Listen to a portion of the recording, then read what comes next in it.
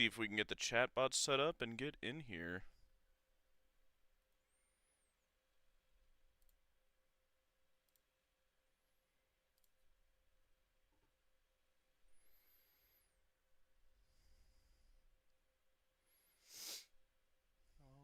Alrighty.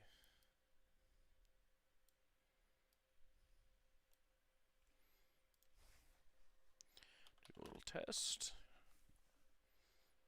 See if we can get the chatbot set up and get in here.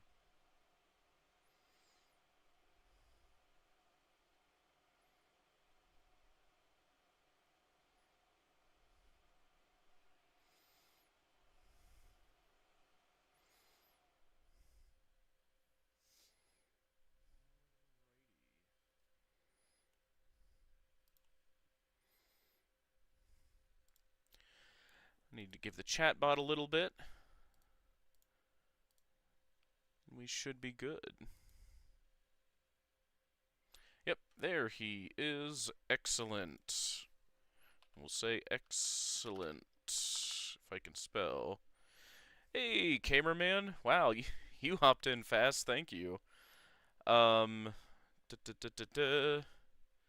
I just thought I'd get this set up for a little late night streaming. Get some more practice in. Yep, chatbot's working. Perfect, perfect. Keep that muted. Yep, and we'll get right into it. But yeah, thank you for hopping in. My chatbot is working, so feel free to talk as I'm playing here, but I figured I'd get more practice in as old Willie A here and try out this specific build, which is God, what would I call it? A bit of a vault and break build combined. So, to explain it, I noticed, yeah, I was going through his add-ons, and I noticed the Indo CPU was very interesting to me.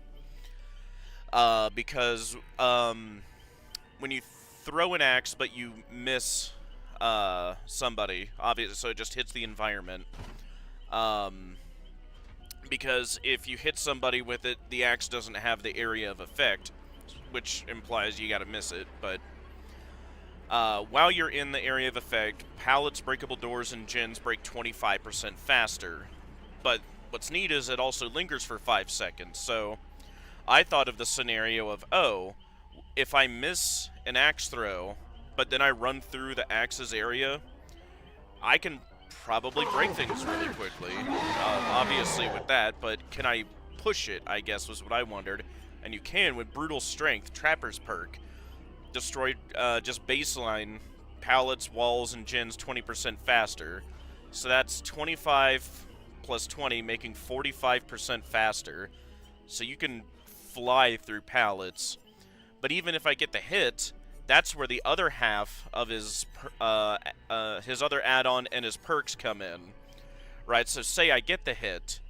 Alright, I throw the axe, I get the hit, then we get Unbound. Or Unbound is primed, I guess you would say. Which, yeah, this perk activates for 30 seconds after a survivor becomes injured by any means, is the important part, right? So it doesn't have to be an M1. I can hit him with the axe, and Unbound still activates. Which is super nice, right? Because a lot of perks like this require it to be specifically an M1 or an M2. Unbound works either way, as long as they get injured. Even works for Trapper's traps, for what it's worth. But what I care about is, so I hit somebody with the axe in this scenario.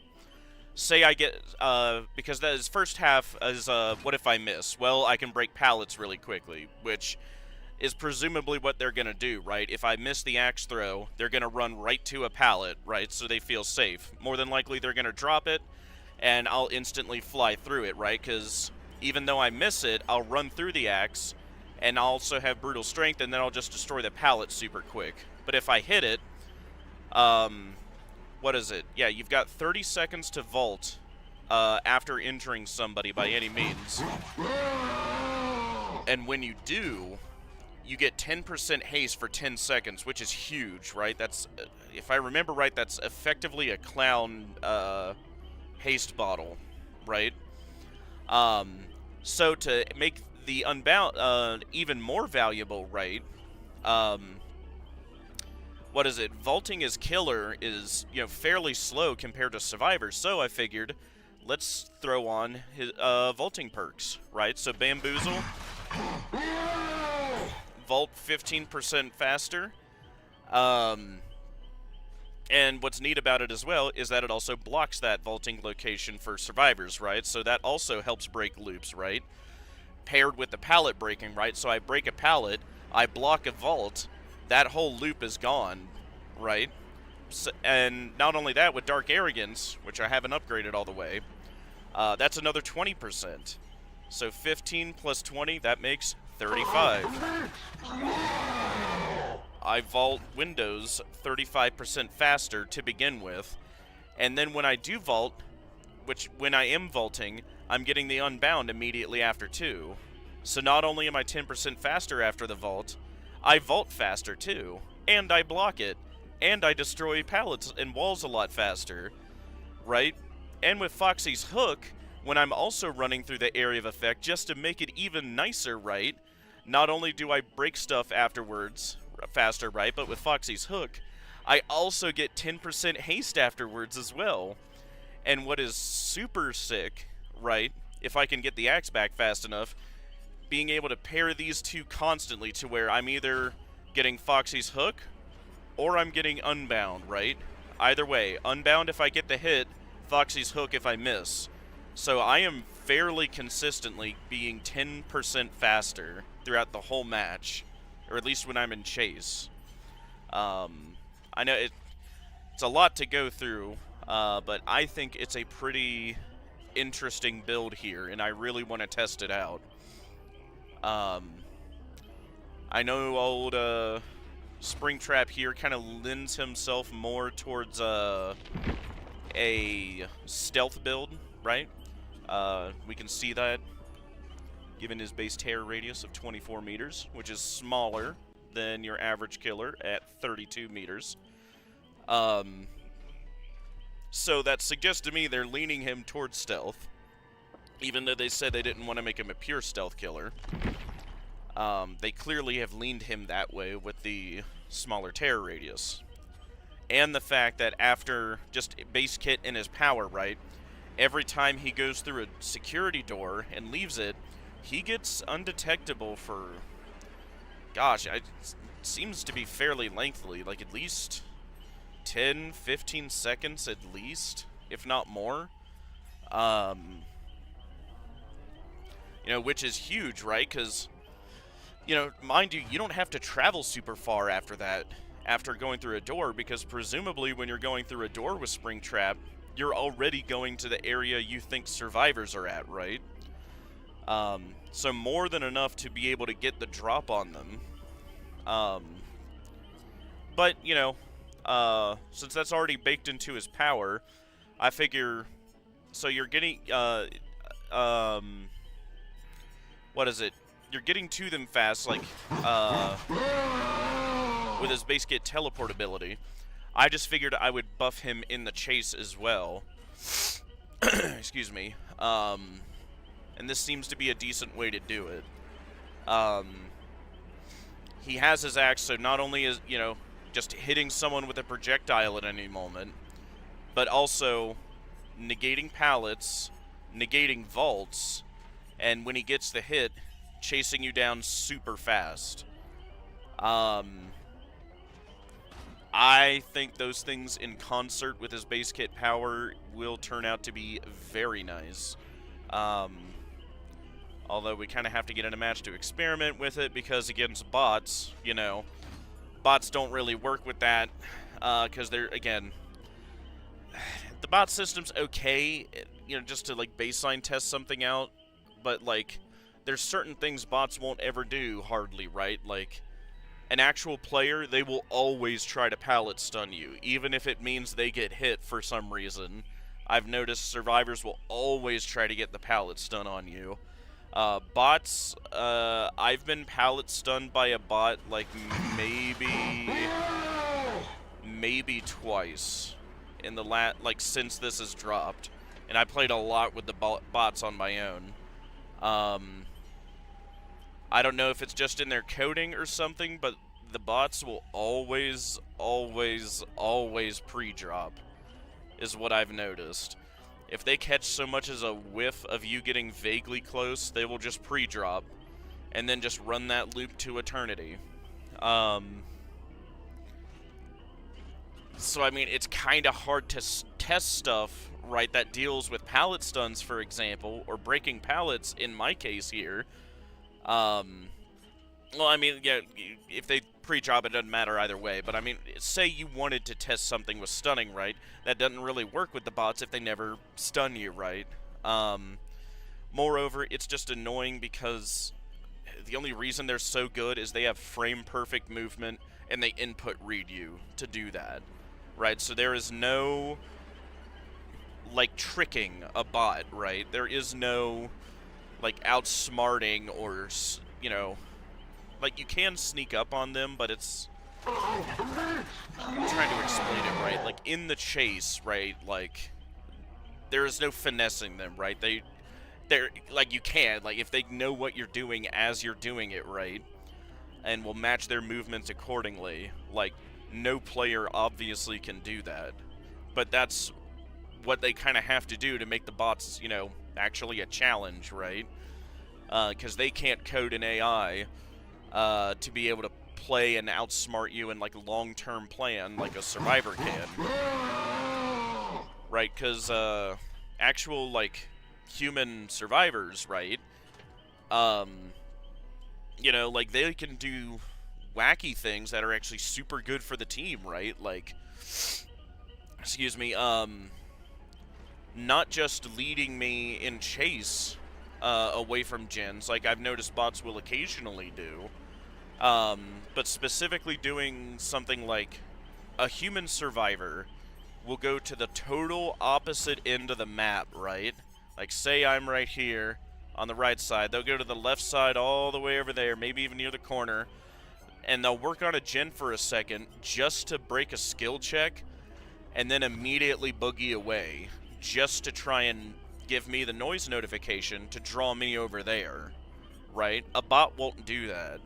A human player will, and if a killer's not really paying attention, or is just desperate to find anybody, they might actually go for that, right? And I mean, you know, obviously there's nothing you can do to, like, program that in. Well, I mean, maybe it could, I don't know, but, just, you know, all of, like, the, like, programming into the bot survivors the things you see human survivors do is probably really hard. But, you know, because of that, it kind of makes it hard to test builds sometimes, right? Like this. Excuse me. It's also, to a degree, not, like, super satisfying. You know, to just go against bots all the time. Like, not even so much that you, like, how am I trying to word it? Like, you need to, right? But it's just, like, because of that greater level of unpredictability you get with human players, right? Because I'm getting the sense playing against bots that if I did it for, like, a solid month, I could probably, like, have down pat knowing, like, oh, in this extremely specific scenario, I know this bot will do this thing, right? Because I was already noticing something, you know, things like that, right? Like, how I was able to immediately pick up, like, oh, bots will almost never pallet stun me. They will almost always pre-drop. And, you know, I can use that to my advantage. Something else I've noticed is bots will pretty much never duck down to dodge a projectile. Or at least I've not seen it, right? So it's hard to practice that against survivors, right? When, like, say, you know, playing against Springtrap, which I've seen games of it. I think I saw it when Dawko and his friends were playing. I'm not sure, but, like, say I'm Springtrap, right? And I'm chasing a survivor, and, you know, they pre-drop the pallet, right? And I think to myself, oh, you know, they might pre-drop it. I go ahead and prep my axe. They predict that, though. My prediction. And just as they get done with the vaulting animation, if I don't hit them during that vaulting animation, which is what I should do, where they can't do anything about it. But if I wait too long, and I wait until they're on the other side of the pallet, what they'll do is immediately crouch. And if I'm too slow, I can throw the axe right over top of them and just barely miss them. Which is obviously not good. But again, you know, kind of hard to test that against bots if bots will never do that, right? I've only ever seen human players do stuff like ducking to dodge a projectile. But, you know, against a, you know, killer like Springtrap, where his axe is pretty core to his power, you're buying yourself a lot of time if you're missing that axe throw. And again, you know, that's the fundamental objective of survivors, is to buy the rest of your team every possible precious second you can to work on gens once you get in chase.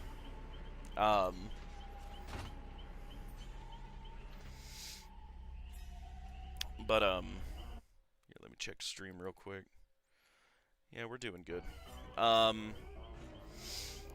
But, you know, it's good to see how quickly people are kind of picking all this up, though, right? Getting a feel for his kit. And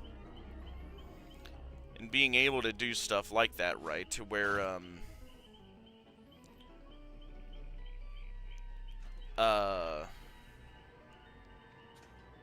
like, you are able to, like, micro him to this degree already, and against him as well, right?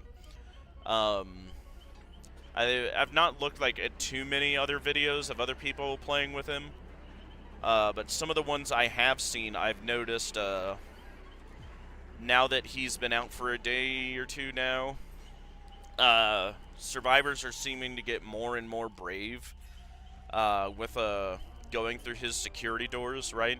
Especially if they have aura reading and they know he's not about to go through the doors. Hey, Chatterbaiter, I remember you. Thank you for hopping in. We're just kind of chatting while I wait for an ungodly amount of time for a match here. Just kind of discussing his power, what I've noticed, the build I've made for him here,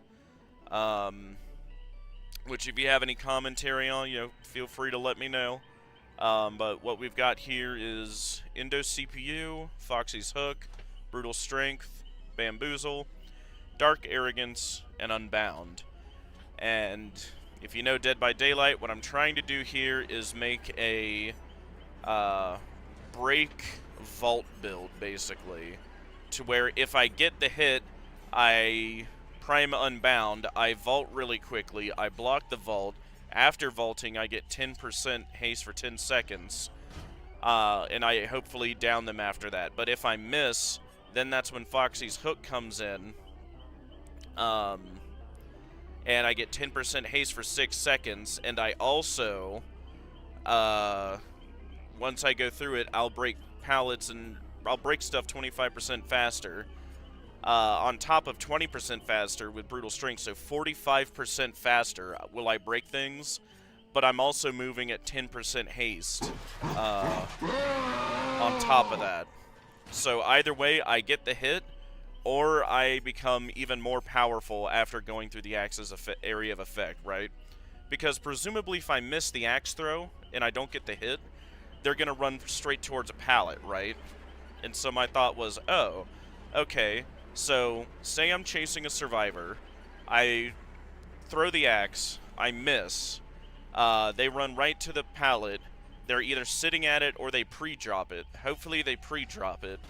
And then I run through the axe's effect, area of effect. I get 10% haste for 6 seconds. And I also get the, combined with brutal strength, 45% break speed. So I'm moving quickly, I break the pallet quickly, and then hopefully I can run them down and get at least a hit before they can make it to another loop, right?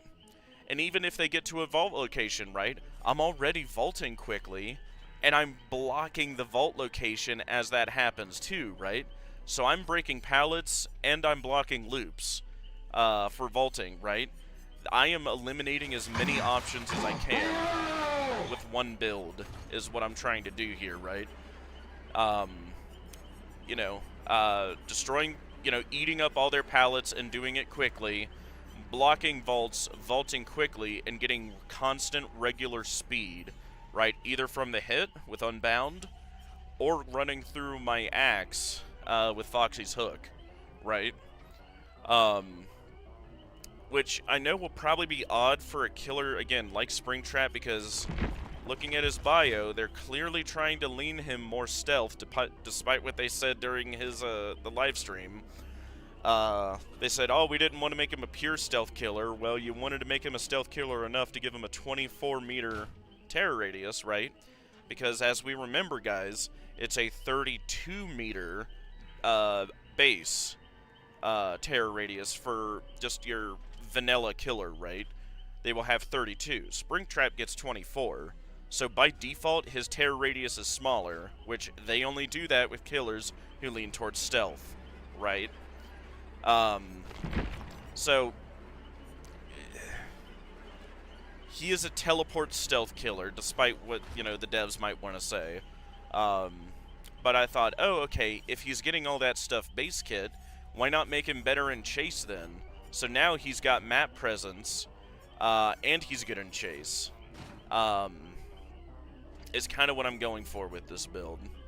And I'm trying to eliminate as many options as possible while keeping it flexible with the two add-ons, right? Where either I get the hit with Unbound, and the perks carry me, or my add-ons carry me when I miss. Hey, there we go, guys. Looks like we're getting a match. Let's check the stream. Yep, we're looking good. Thank you guys for staying with me. Finally got a match here. Let's see. Sanity or 4 PC players. Flashlight, toolbox, medic, nothing. Excuse me, all different. Excellent. Make sure survivor pudding. Yep. Let's give it a shot. And let's see if we can make some magic happen.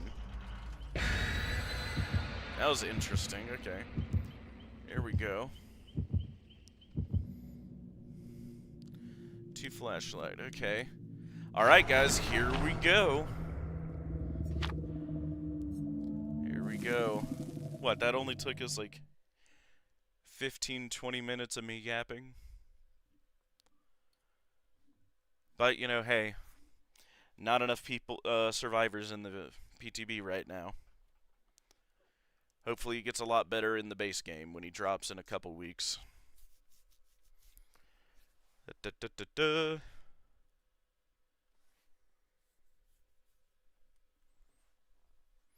Which, oh yeah, Chatterbaiter, don't let me forget. I was gonna send you a thing on Discord. I wanted to ask more about the stuff you sent me before, but I've just been so busy.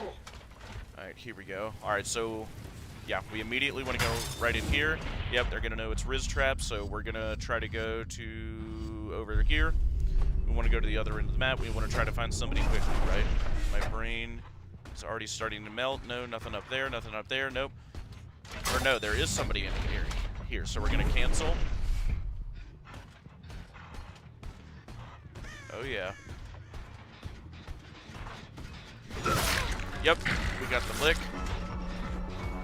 Oh, hey, Ada. We miss, and we go through this way. Yep, and she doesn't make anything. Yep, bigly. Alright. There is no escape. There is no escape. Good, so we got our first down quick, so we're gonna go put her right in there.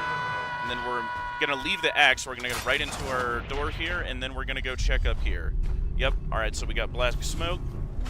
Yep, we're gonna check over here. Yep, nothing, so we're gonna go right back in. I guess I should have expected it because it was where we spawned, so I wanna check this far one in the corner.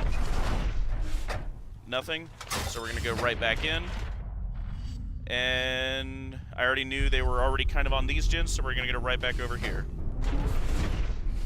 And right back out, and we're gonna vault. Block the vault. Go through here. Yep, they're back to working on this guy. Yep. Now we grab our axe back. Yep. She's gonna wait. Yep. Yep, she took the axe.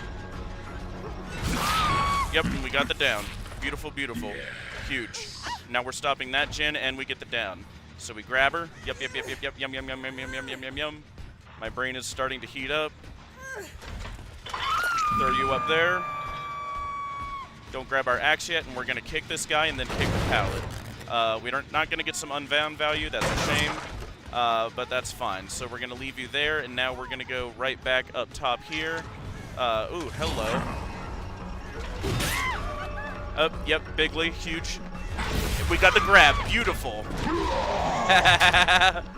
Perfect. And then we're gonna put you right on the hook, my dear. Up you go. Beautiful, yep. And we're gonna do this, yep. Oh my god, how did I get that? Chat, did you see that? Chat, did you see that? Oh, beautiful. What are we at, 3 hooks now? Oh my goodness gravy. Oh. Chat, get the camera. No, we're gonna throw this here. We're gonna get the extra speed. Yep, she's not gonna expect it. Yep, we're gonna go through here. Yep, yep, yep, yep, yep. She's gonna try to run to this one. We're gonna go right back.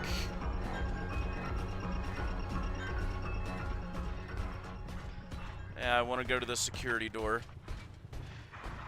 Yeah, I think you're being chased, or no, I want to go down here. Check this guy. Yep, okay. Now we're going to go right back over there. And I know they're going to want to get that gen pop, so we're going to go right down here. Go right through here, and then right back out to the main foyer, where I know they were working on this gen. Yep. We're going to summon our axe. We're miss. But we're fast, and we get the lick. Yep. So now we can get unbound value. So now she's gonna go that way. We're going through the area of effect again. Oh no, she went up that way. So now we're gonna go through here. We're gonna vault real quick. Got her off the gen. Now we're faster. Now we're gonna go kick this guy. Yep. We're not going to grab our axe yet. See, someone went up there, and yep, somebody is. Grab my axe. Hello, beautiful. Yep, got the hit. Beautiful, bigly. All right, so we're going to keep going. Yep, yep, yep, yep, yep, yep, yep, yep, yep, yep, yep. Fake it. Yep, works every time. We're going to summon the axe back. Prep the axe. Yep, and then I catch up. Nope, she drops the vault. That's okay. Now we do unbound when we got the hit, and now we get the haste. And now, boom, 20. Oh, and she left, yep. And they pop the gen out here. Oh, and there you are. And you don't make it anywhere. Yep, you don't get that pallet. Nope, nope, nope, nope, nope. And I'm gonna grab you. Yum, yum, yum, yum, yum. My face is in a wall. I'm not that kind of killer. Up you go. Yep, and down you are. Oh. I guess that was your last, my dear. Then we're gonna head right over here. That is unfortunate. If I tunneled you, I did not mean to do that. They popped this guy. We're gonna go right over here. That guy didn't have anything. We're gonna want to check on this guy over here. And then if not, we're gonna check the tall one, or top one. Yep, good call. Yep, huge. Beautiful, huge, huge hit. huge and bigly. Yep, she's gonna drop that. Yep. Now we're gonna summon my axe back. Yep, now we're gonna do this. Now we're gonna catch up. Nope.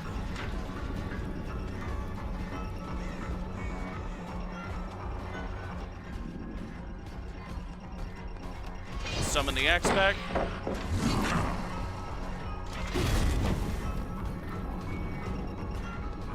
Kind of whiff that. Yep, there we go. Alright, that took longer than I wanted it to, but we still got it. Grab you. Okay, we're gonna go right through here. We're gonna throw you up there, and then we're gonna head right back down there to kick that gym. There we go. We're not gonna grab our axe yet. We are going to go through here, and then head immediately for this guy. It's getting close. Yep. We're gonna kick you. Then we're gonna go kick this pallet. Yep, they got the save there. We're gonna, or that there, and then we're gonna go to our security door real quick. Yep. And we're gonna head up here. We're gonna come at him from the rear. Now we're checking this gen. Yep, something on here. We're gonna give this a kick, get this pressing. Yep. And now here we are here. And she headed right back this way. Okay. Oh no. Ran out of there, yep. There she is. Yep, and she boogied away. So now we're gonna wait and go right back to our security door. And I wanna check the far other side. It's been a minute since I've been over there. I don't want them getting too comfortable. Yep, so we wanna check this guy right over here. Yep. That's just what I thought. And then we're gonna kick this guy, get it regressing, looking good. Then we're gonna come right back, or no. Pickle sauce, okay. Yep, there we go, there's a Sable. Ah, she doesn't throw that, interesting. We're gonna grab our axe. Prep. Yep, big miss, good stuff. Then we're gonna run through, big speed. Vault. She's gonna go for the vault again. Oh, and she's not gonna get it. Oh, dang, Sable, what happened? Yep, now you give me the pallet. Now you've made this gen very dangerous. Kick that, regressing, and now you run away. Yep. Now we're gonna head right in here. We're gonna, yep, right where I was headed, so perfect. We're gonna head right through here, yep. And you are headed right this way. Perfect, just where I wanted to chase you. Yep, hello, my dear. There we go, and we get the big unbound value. Yep, now I'm faster. Now we wait. We're gonna head this way. Oh, and she ran right out here because she was so afraid of me. Hey, Ada. You haven't been given attention yet. Yep. You dropped that immediately. Yep, you're not dodging that. Yep. Good stuff. Now we break this pallet. Now we grab you. And now we throw you over here somewhere where they've already gotten a gen done. So now they've got to waste time coming to get you. Now I'm going to hop in here, and I'm going to go right back to where the one I know they were working at is. And 4. Yep, we're going to go through here. We're going to go through, yep. Make sure we kick this guy. Boom. Up you go. Then we're going to go through here.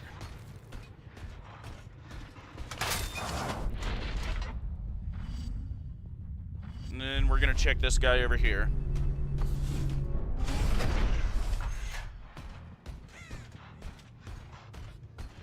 Nope, nothing. Yeah, I would need to check that guy up there, but these security door locations where it's super good for it. Yep, just give this guy a kick. Yep, get it regressing. Then we went ahead right for this one, and then right back to the one down there. Yep, right through here.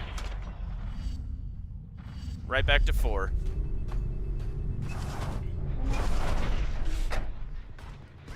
Yep. Yep, we miss, and that's sick. Reset that. High Sable. Get the hit.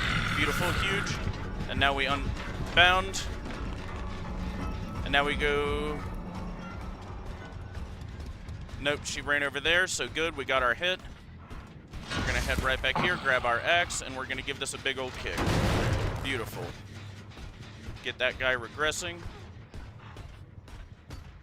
And I hear her upstairs, so we're going to go right up here, and we're going to come at her from the other side. And now we are stealthy. Let's see if we can take this guy again. Yep, they're trying to juggle between what they don't know what gen to go to. Now we're gonna come down from here. Yep. There she is.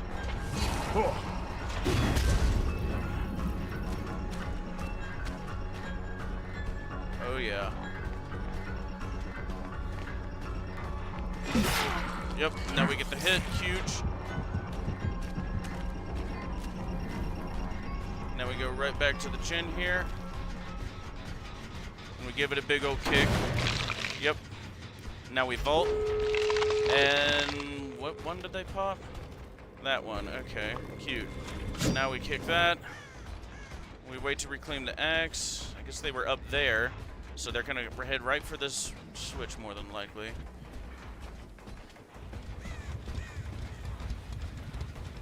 Now, see what they're at.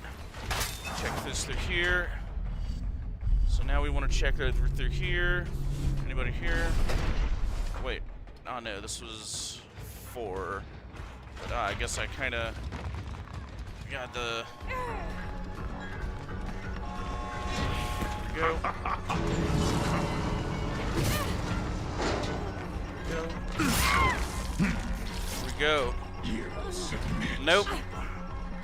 Ah, perfect. Almost. Oh, come on, no. There we go. 2K, not bad. Ordered the They played special. well. You ordered the special.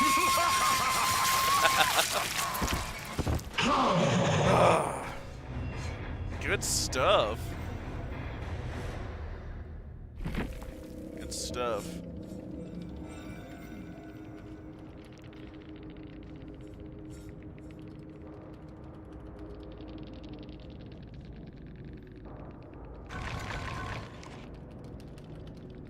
Saved. Perfect. Yeah, that was a very good game.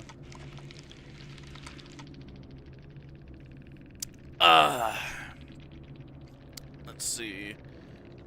Unnamed security guard on YouTube.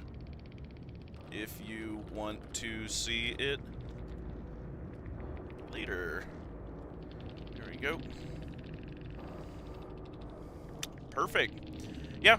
And if you guys see it back, yep. Ditto. Good luck next match. Perfect.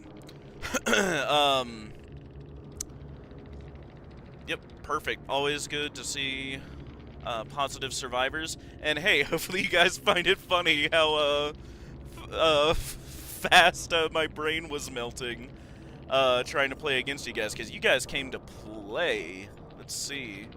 Aftercare. Let's see. You see the of every survivor. Okay. Step.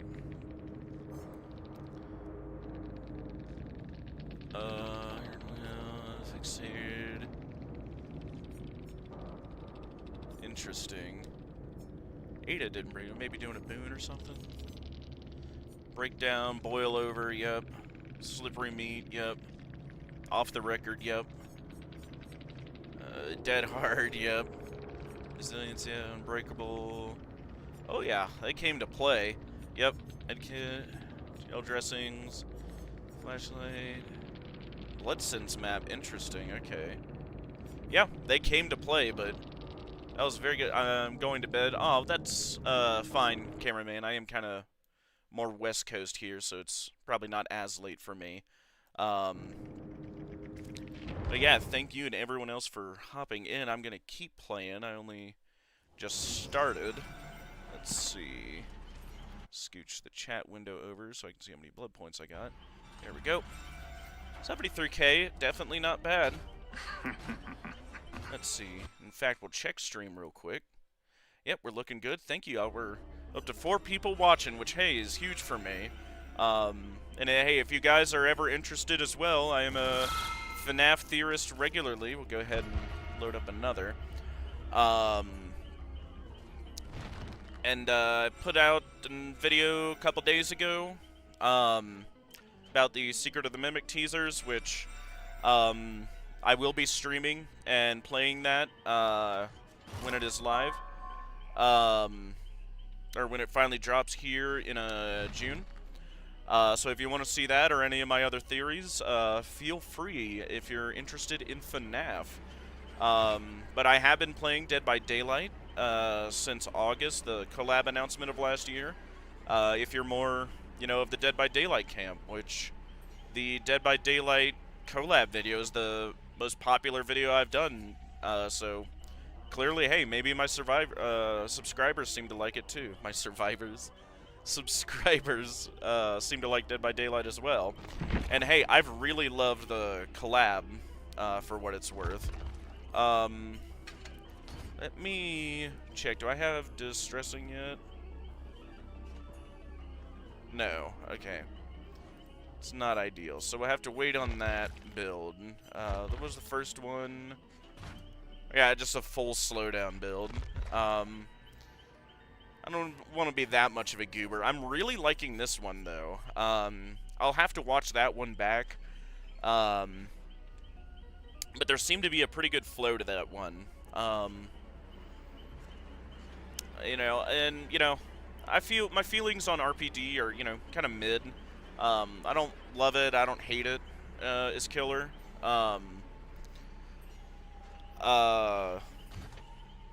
But overall very good. I think a 2K is perfectly respectable.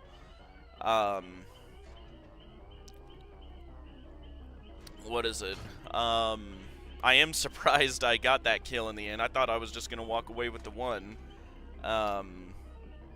Which again, my brain was just moving so fast. I was not paying attention to what Survivor I was after. I just see, oh, Survivor. If that, and I think I did Tunneler, and it's like, oh my god, I did not intend to do that. It's just, you're the only Survivor I keep finding. I guess no one else wants to take chase, to take pressure off of you.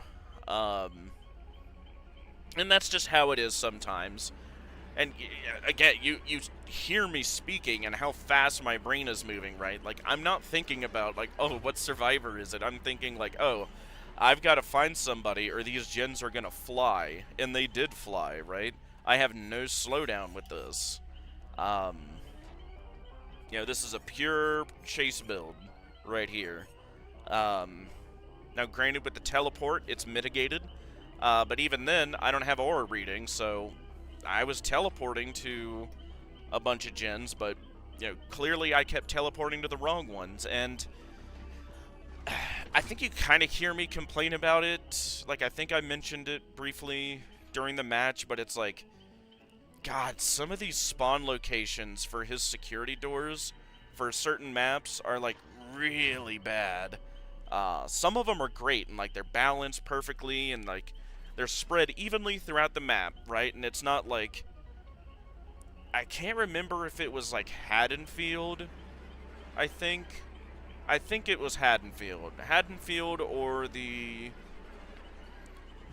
neighborhood with the school in it. I forget its name. But like all of his, whatever map it was, like he had one security door on one side of the map, and then literally all of his others were like on the other half of the map. And so it's like, what are you supposed to do with the couple gens that are over there, right? You've got one door that spawned like off on a corner, kinda near one of those gens, but not the other. And so it's like, well, you know, goodness me, I guess I'm just giving up that half of the map, right? So if there's anything I would say that needs worked on with him is, I don't know, maybe tweaking his spawn locations. I'm going to sleep. Yeah, that's fine, Unknown, cameraman. Thank you for sticking around. You know, you can watch this back or, you know, watch some of my other theories later. But, you know, like I said, I am Mountain Time, so it's probably not as late for me. Yeah, it's just 11 now. You know, but I'll try to make it a point to, stream a little earlier, tomorrow for Friday, and into the weekend as well. I've just been fairly busy the past couple days, and there's stuff I've got to do during the day tomorrow, so, but, you know, I should be getting back at a decent time. But I'll just make it a point, you know.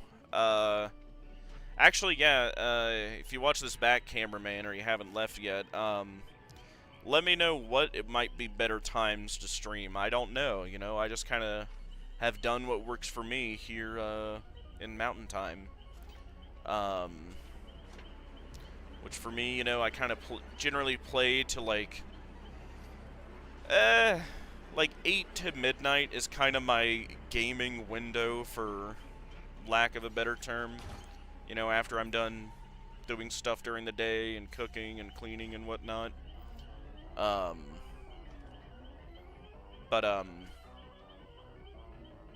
no. That was a great match. Thank you for watching it. I love his power, and let's see if we can get another one. Oh, yeah, and while we're waiting, let's spend some blood points. And if you've not seen, they do in the PTB have the new auto blood point spender, which I super love. Like, watch how easy it is. Like, oh, like, say, I want to dump all my blood points in him. Oh, okay.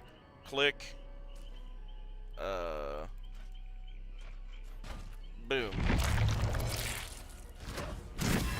Look how easy that was. Yep. Just like that. I got all, it shows me all the perks, all the add-ons I got, and all the offerings.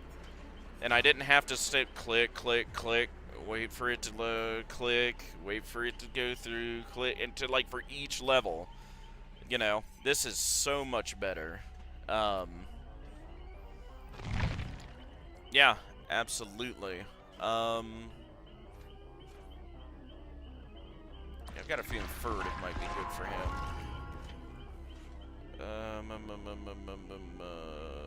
We'll just do cheapest from there. Yep. Almost enough to get through there. Yeah,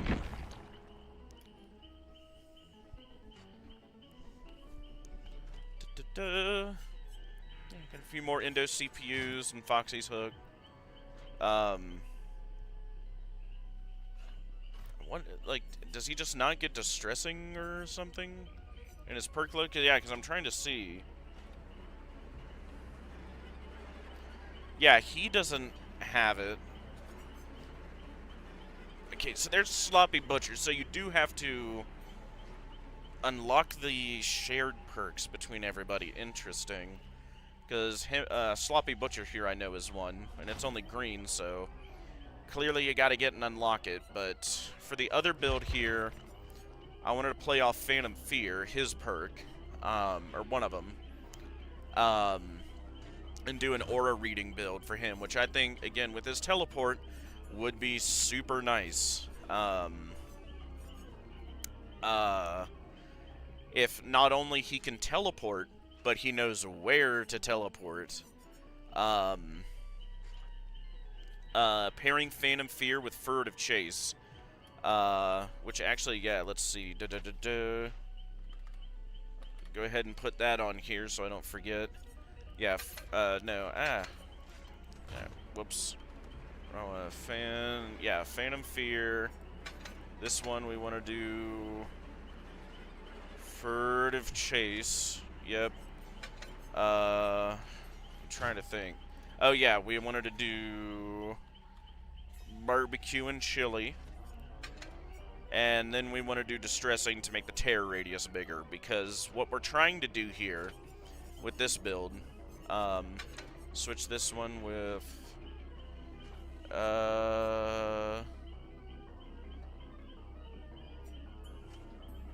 yeah, Bonnie guitar strings, blah, blah, blah, blah, blah.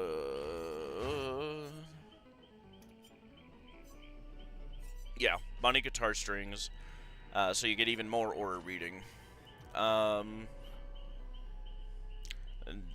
Celebrate poster, just a funny one you can throw on there. Or actually, instead of that, we might do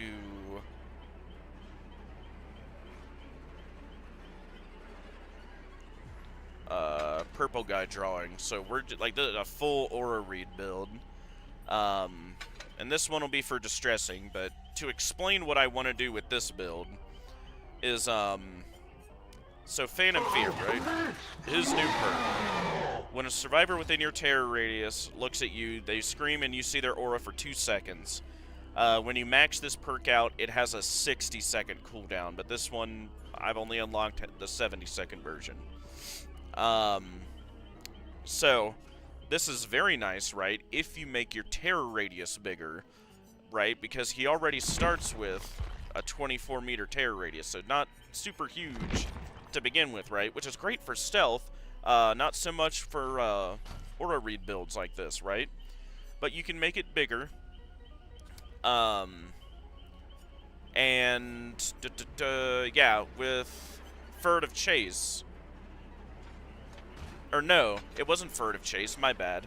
I'm a goober. Yeah, Lethal Pursuer was the one we wanted. Pardon me. And it's a Lethal Pursuer is a double whammy nice one for Springtrap here. Because on the one, at the beginning of the trial, you see where all the survivors are for 7, I think it's 8 seconds when you max it. But so you know where they all are at the beginning of the trial. And then the other half of Lethal is anytime a survivor's aura is shown for a period of time, its duration is increased by 2 seconds. Which doesn't sound like a lot, but that's already what you get with Phantom Fear. So you're doubling Phantom Fear's time, aura read, and that's every time they look at you. And you can activate Phantom every minute, right? Which, you know, I wish, you know, maybe they would get it to you a little bit more often.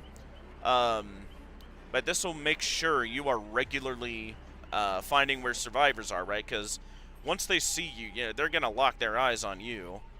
And the Distressing will just make your terror radius bigger, so you make it more likely that you'll trigger Phantom.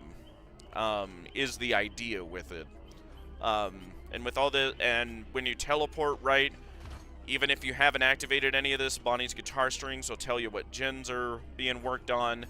And then if you get an axe on somebody, and they rush a vault near you, you'll see their aura for 4 seconds, which, what is it, with Lethal, that'll get bumped up by 2, so 6 seconds. And even if they remove the axe and they get away from you, they'll also have their aura revealed for 6 seconds with Lethal. So, I'm curious to try an aura read build with him. Which, let's also see here. What other aura read perks are there? That I've got. Blindness and Exhausted.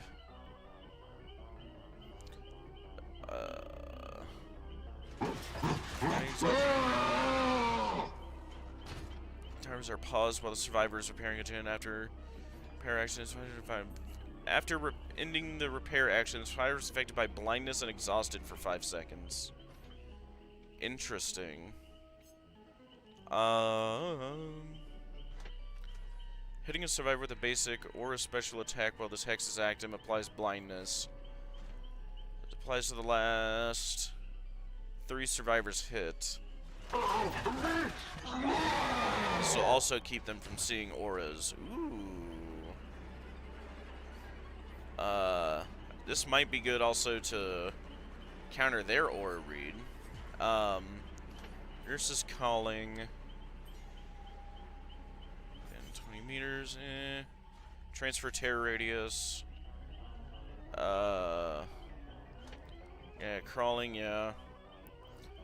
A rushed action within 48 meters of your location. Have their aura revealed for 8. Every 60 seconds. Languid touch. Scares a crow. They suffer from exhausted for 6 seconds.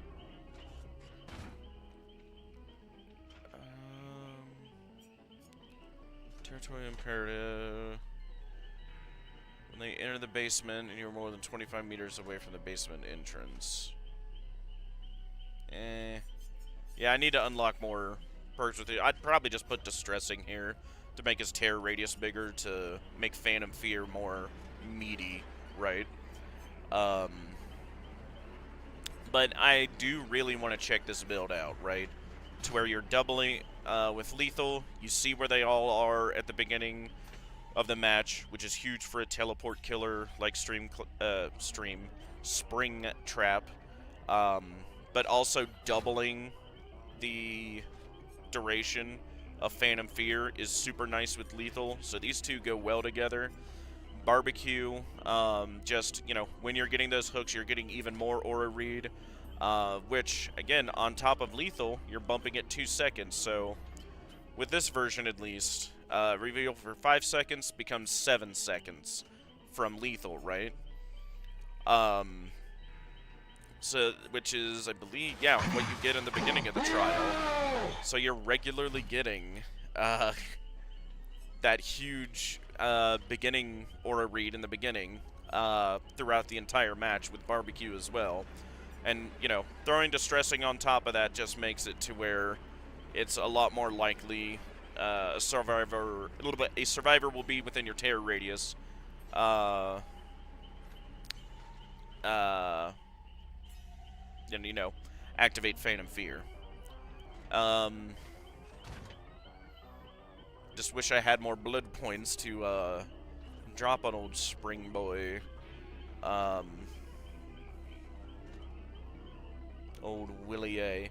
Which, by all means, let me know if you guys have any particular builds or anything you would want to see with him or experiment with. Yeah, make sure we're getting those in there. Shroud of Vanishing. Calls on the entity to nullify any offerings that would change the survivor's starting locations. Yeah, that'd be nice. I want to see where the one is where I can, like, force them together. Like the rope of binding or whatever. Or did they get rid of it? Because I seem to remember it being a thing not too long ago. Yeah, this was just the goofy all slow down build I had. But this one, yeah, I'm liking it so far. What would I call this build? Flint and Steel.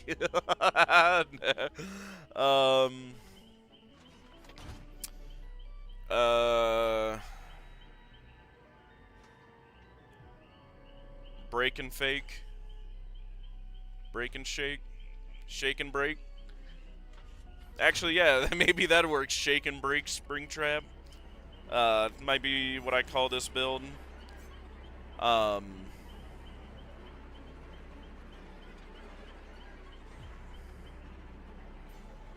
for the vault break build here. Heard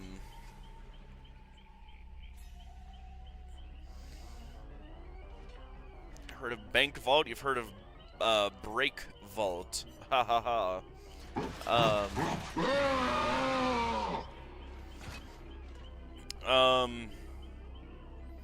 Yeah, the breaking combined with and just how flexible this build is, to where if you miss, you're not really punished, because then it's just, oh, right, I missed the throw, right?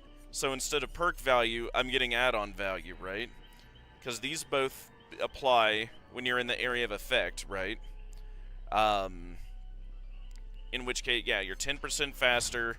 You break things 45% faster from the one brutal strength we've got.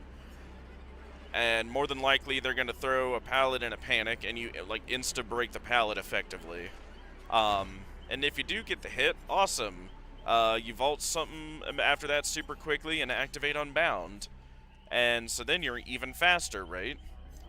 Especially if in that 10 seconds you can get your axe back, throw it again, and now, boom, you're 20% faster, ideally.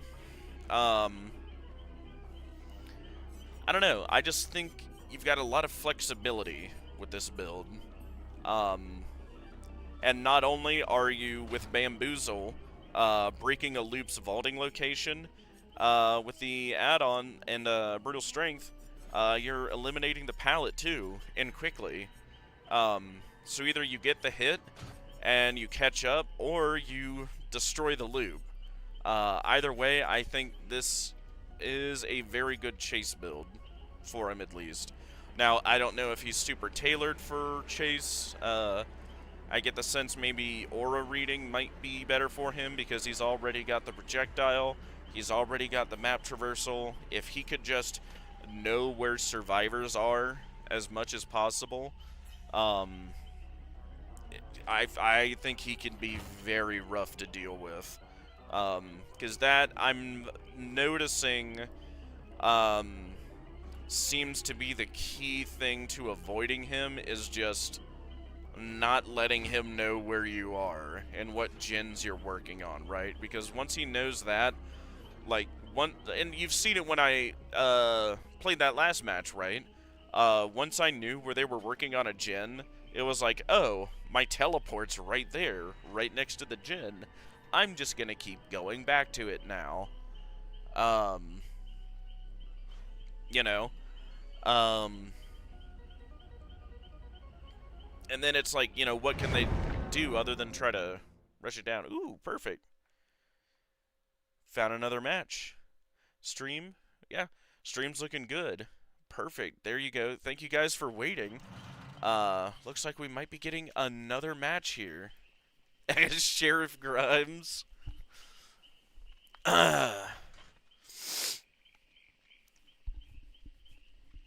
King.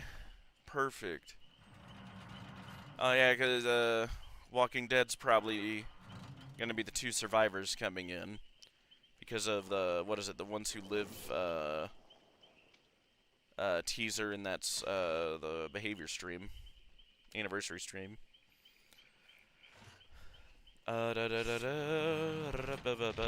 Make sure we actually have the correct build.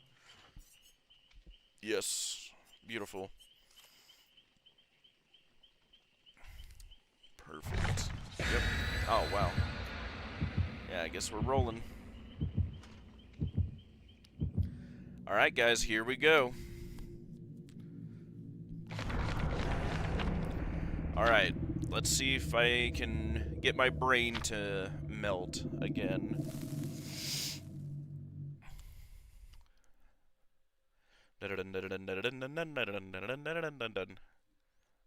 Positive energy, chat. Positive energy. Let's make some magic happen. Here we go. Borgo. Wish.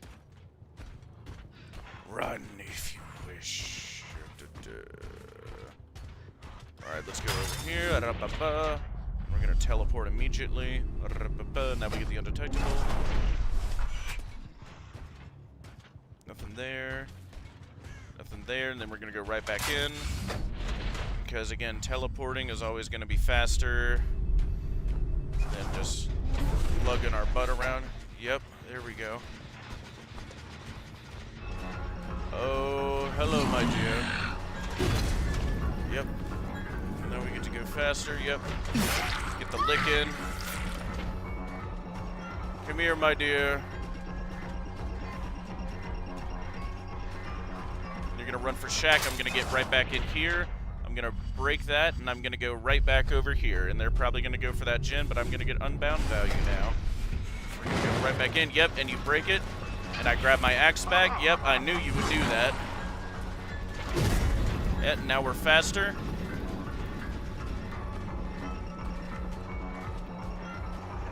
And now we break it. Yep. Give you a lick. They're rushing this guy. We're gonna break.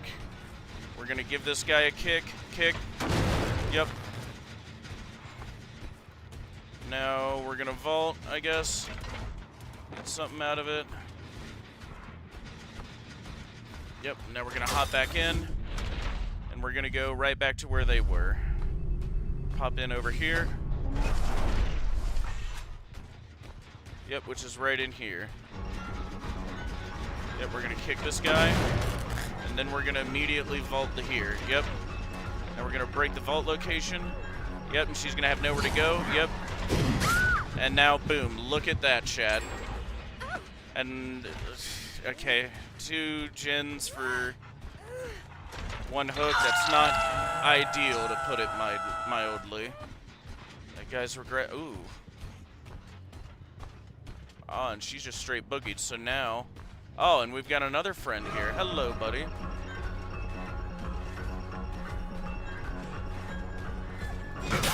Nope. See, you tried that, and that was funny. But unfortunately for you, I'm one quick bunny. Ha ha ha ha ha. Hey, Nicholas.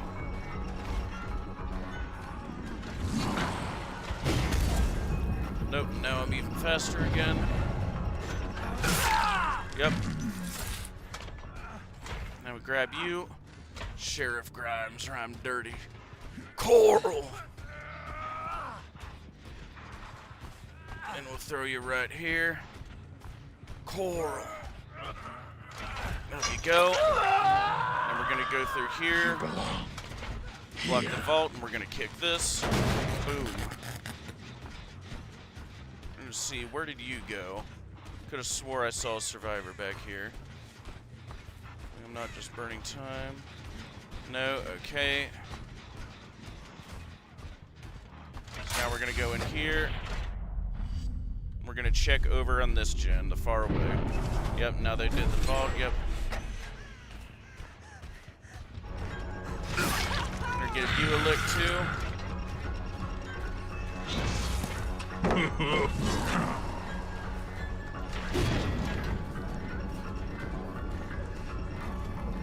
Yep, so you just went for that, okay. Break that. Give me that again.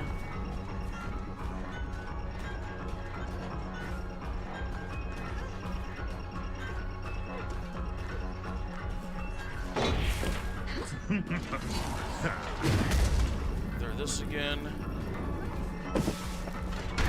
Oh, that's not quite what I wanted to do. Go. Oh, sick. Okay, I'm basically throwing just to finish this chase. Good God.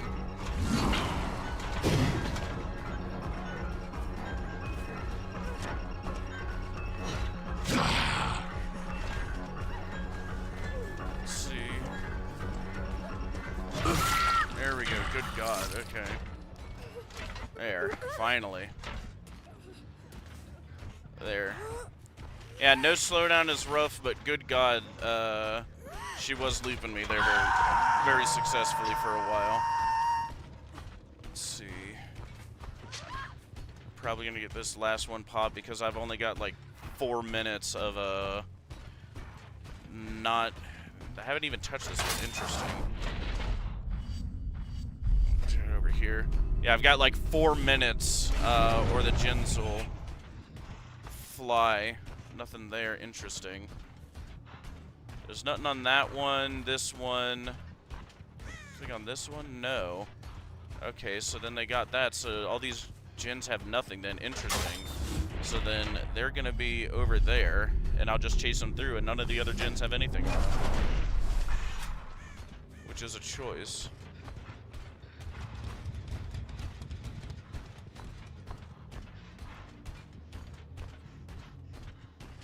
Interesting. I didn't have anything. This guy doesn't have anything, and then we're going to go all the way back to the end. And we'll check, yeah, the far one up here. Yep. Give you a lick. Don't worry, we'll give you one too. Yep. Oh, and you panic balled that. Sick. Oh, what? How did... Oh, okay. It was this one you did. Interesting. Yeah, see, survivors will do things like that. Like, throw a gin in your face just because. Let's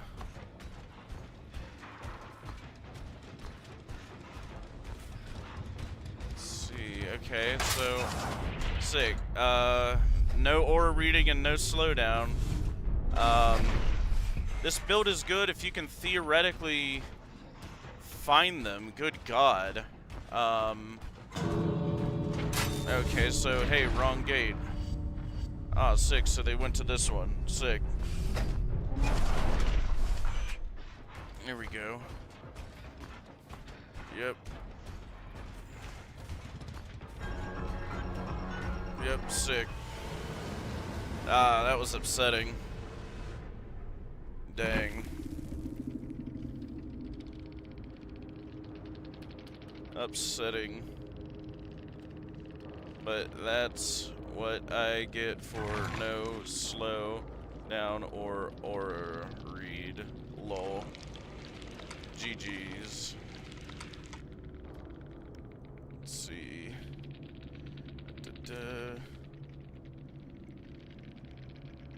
Let's see. Oh, yeah.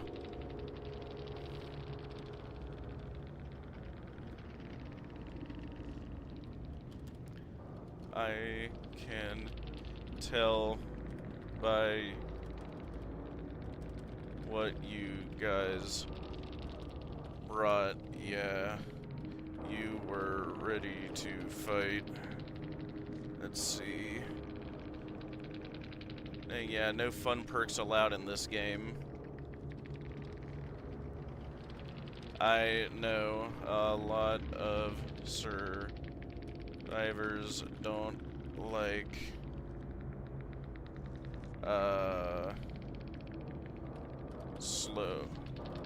full slow down builds, but I might have to.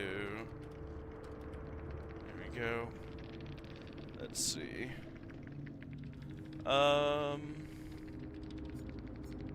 Yeah, see, like Willowwood, Septic. Oh yeah, they came to fight. Overcome, finesse, sprint, burst, Asian, interesting. Do what you need to do. A lot of people are still figuring him out too. Let's see.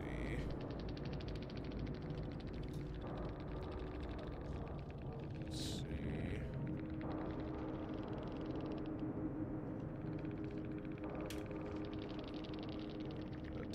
So yeah. Good stuff, but yeah, that's upsetting we couldn't even get anybody, but I've never really liked Borgo. as well.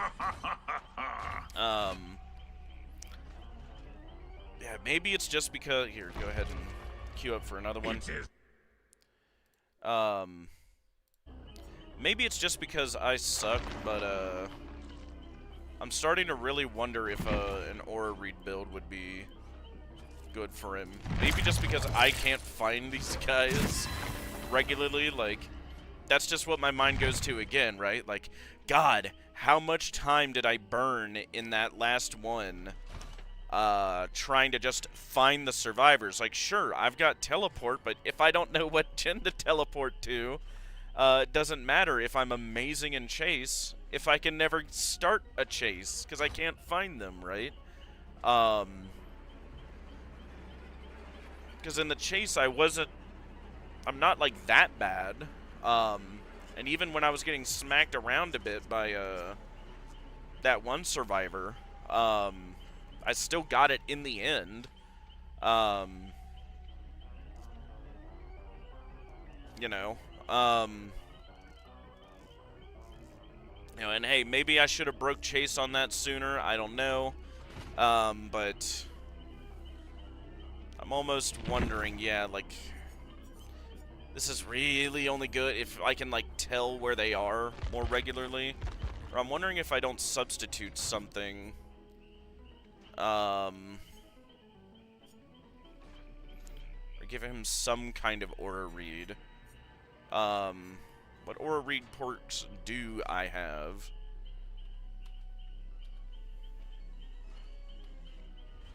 Let's see. Barbecue... Let's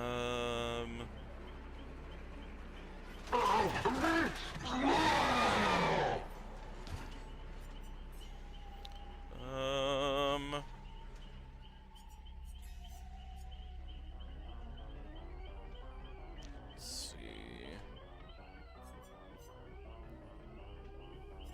I guess really only barbecue.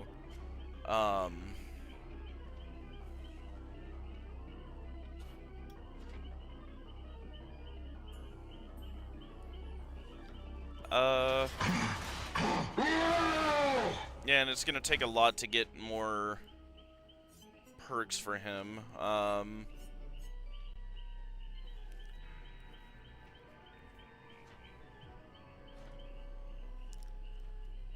Let's see, just explore the ones I do have for him, I guess.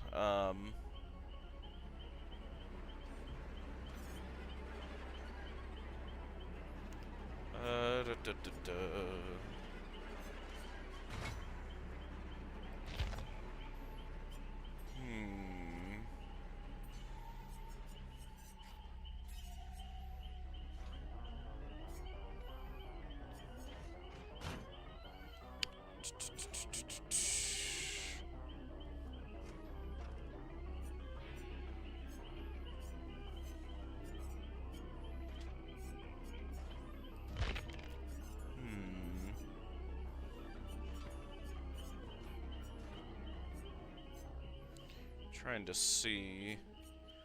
Yeah, I don't think I've just not had enough blood points to dump into him to get all the perks to really see what I can do with him. Let's see.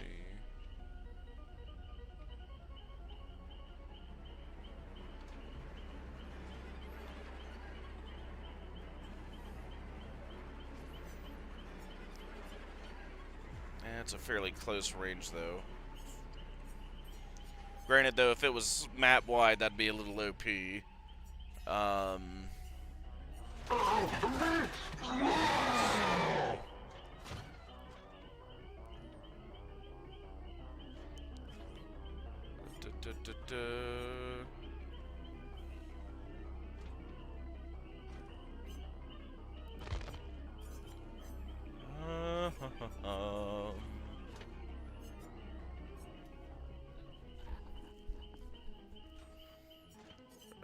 Blah, blah, blah, blah, blah.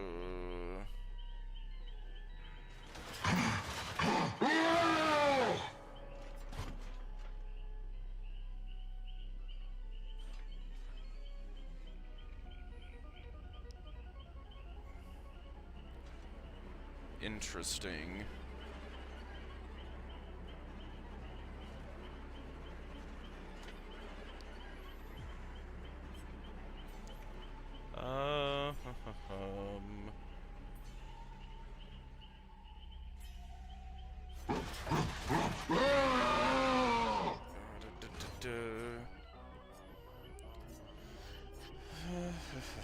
Trying to see here.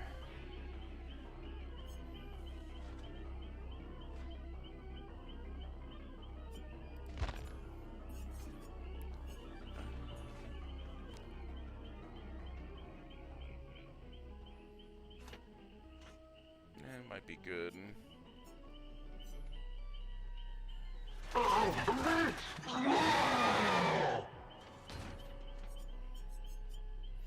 Honestly, I'm wondering if Phantom Fear might be the thing to throw on him for this build. If only just to see them more regularly. Honestly, yeah, for now... Let me try to swap it with Phantom Fear and see what we do, just to have a little bit of aura read.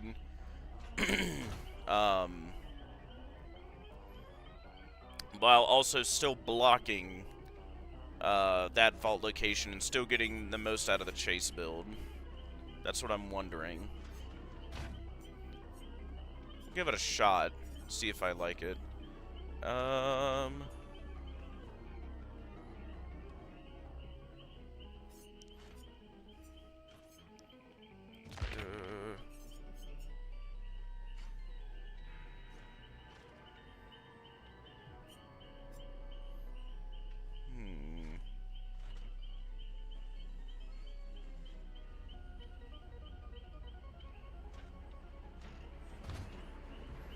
Ooh, this is a good chase perk. Knockout.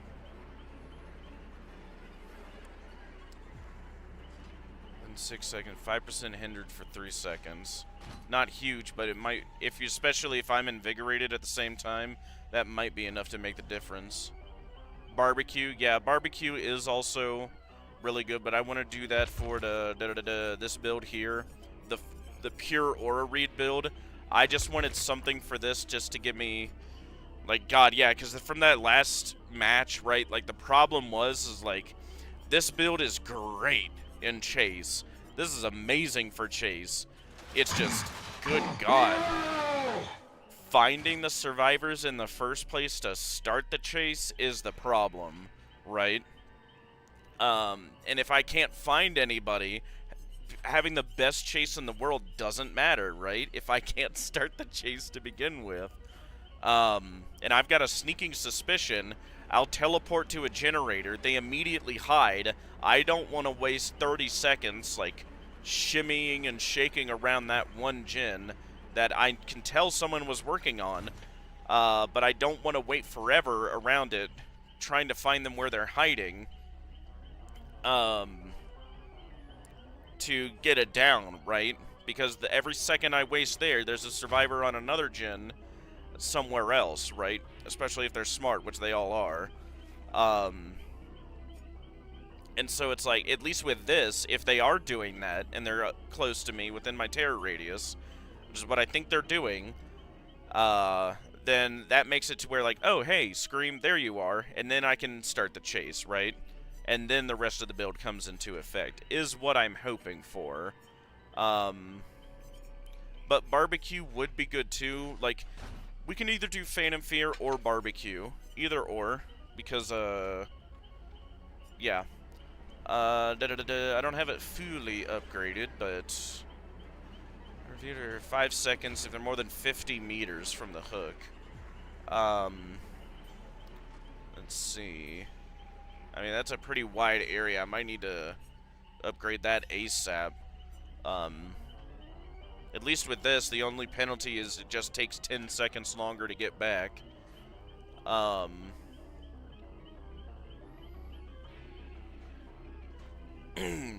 But, yeah, Barbecue, you know, fully upgraded, I think would be nice.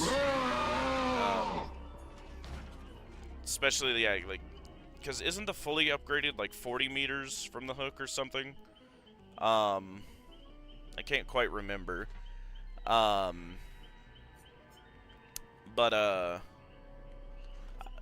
we'll try this for now because I'm not sure if there's any other better aura read that I have, at least unlocked with him yet. I didn't have 20 tons of blood points saved up, which in retrospect I probably should have done more of that leading up to this drop. But I didn't expect it would be this stinking difficult to play him, because I don't get blood points for playing against bots. 30 seconds. Ooh. We're done for 80 seconds.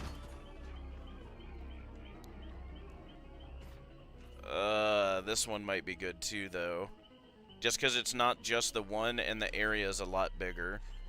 But the trade-off is that it takes an 80-second cooldown. But that's only a 10-second difference from that guy. 32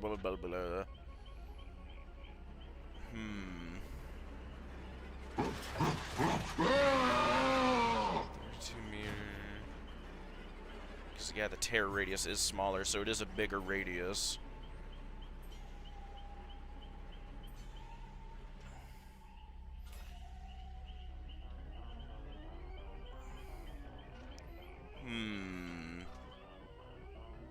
What do you think, chat? Phantom Fear or Ultimate Weapon? Which, yeah, in case you didn't see before. Phantom Fear, when a survivor within your tear radius looks at you, they scream and you see their aura for 2 seconds. This perk has a 70-second cooldown. Short, sweet, to the point. Or Ultimate Weapon. When you open a locker, all survivors within 32 meters of the locker scream and reveal their position, and then they gain blindness for 30 seconds, which blindness prevents survivors from seeing my aura. Namely my red stain and hearing the little music when I come up. Or no, I think they hear the music, I just think they can't see my red stain. So what do you think? Phantom Fear or Ultimate Weapon? So at the moment it's kind of a toss-up between the two. Because this is an amazing chase build. I just need clearly some kind of a aura reading because I'm a blockhead and I can't seem to find them. And I've got a feeling more than once there, I had somebody right next to me and I just didn't see them. So all the teleporting and good chase in the world doesn't matter if I can't find anybody. Blorp.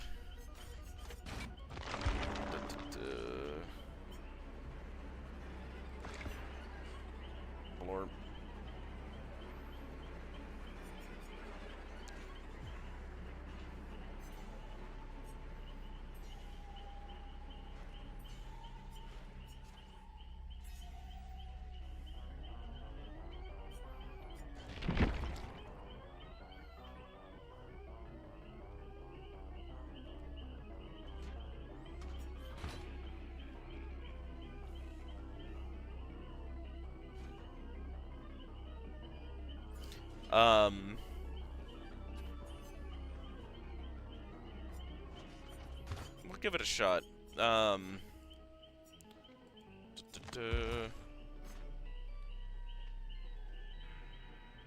Or barbecue as well, like you said earlier, Chatter.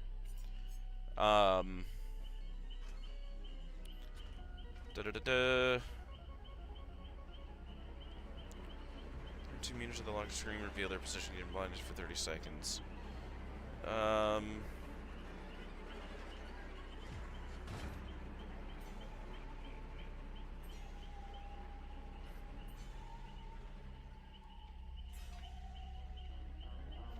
The blindness as well with it is what also makes it nice.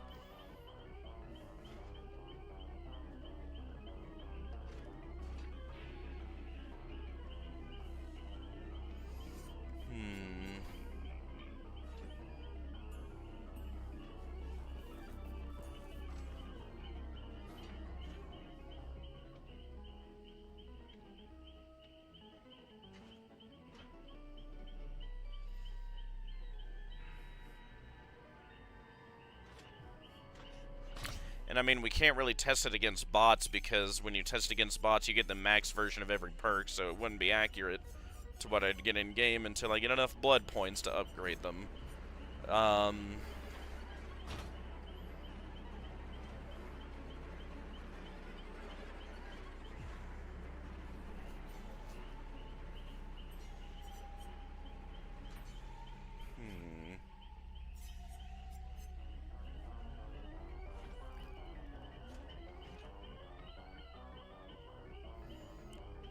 Let's see.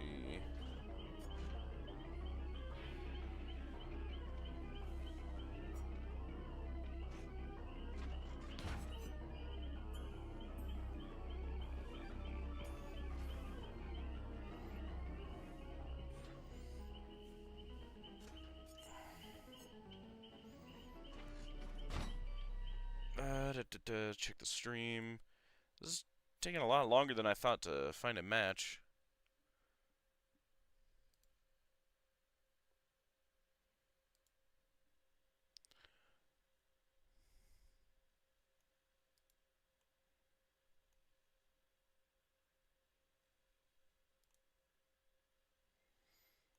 Oh.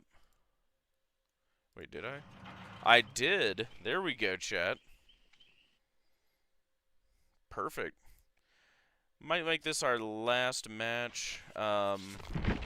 Check again. Do I want Phantom Fear or Ultimate Weapon? Blah, blah, blah. I already know what Phantom Fear does. Let's try Ultimate Weapon. I'm curious. I want to try it with it. I want a bit more aura reading. There we go. Let's give it a shot. So remember, open lockers to check around me. And I vault a little bit slower as my penalty.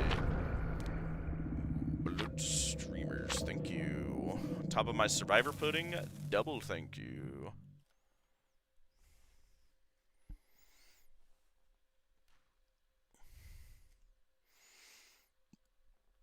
Fingers crossed, chat. Let's get one last good game in. Kind of make up for the last one. Backwater, okay. Okay. At least I know this one fairly well.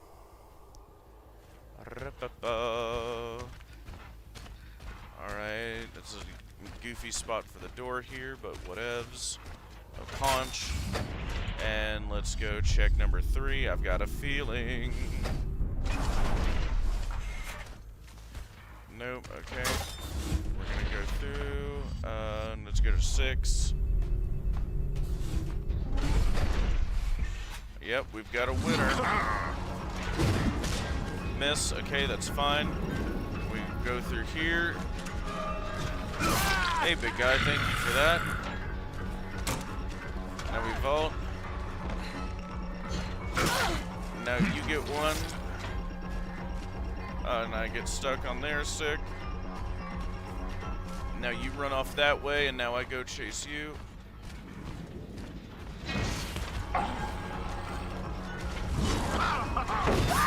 Yep, big, huge. Got our first down. Break that. Pick you up. There we go. Now we'll take you to the basement. There you go, up you go.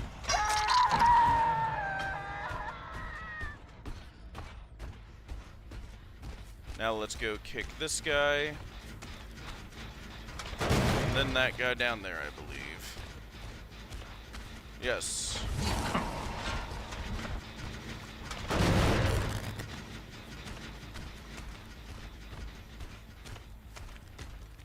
this security door. Check this guy over here.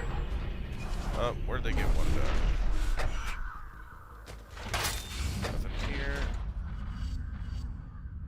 I'm gonna head right back over here because I've got a feeling that we put the unhook. Yep, there we go.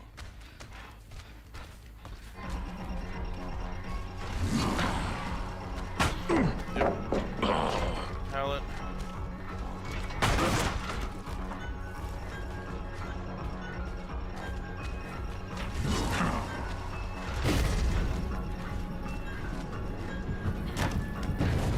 Yep, now we vault. Now that guy's blocked. She's got nowhere to go.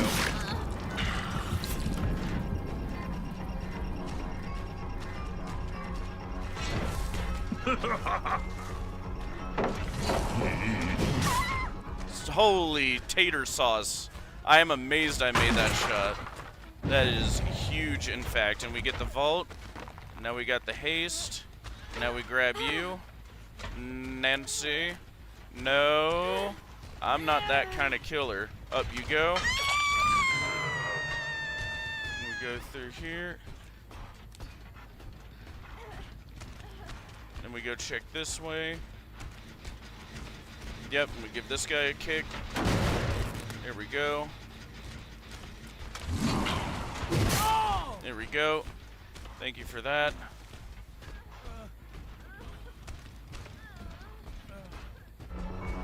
What?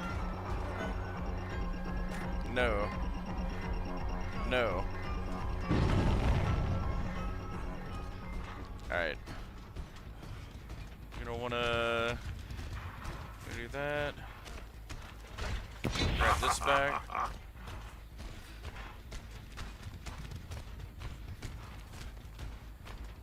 yeah, right up this way.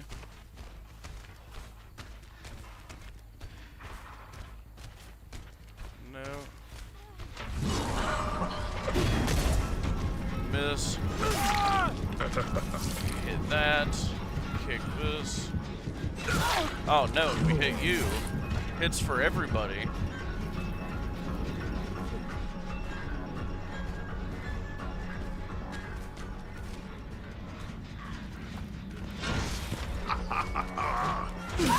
There we go.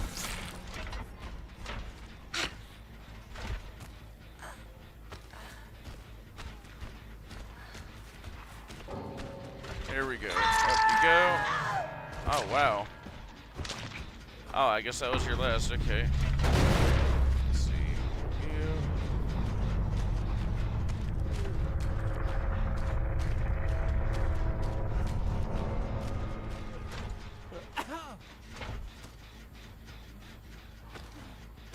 Alright, come on with me then, Dwight.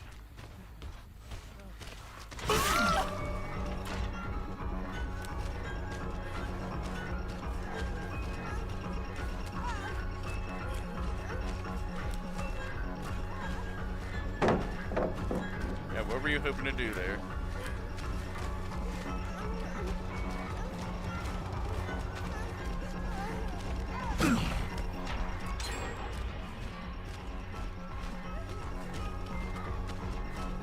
We get you with Dwight on my back.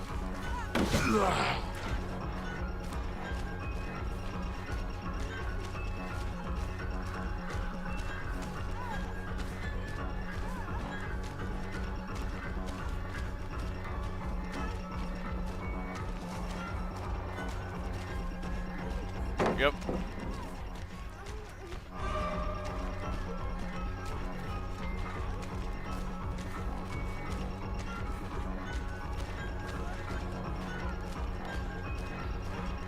God, can I just throw Dwight at you? I throw my axe. Can I just throw Dwight at you? Oh.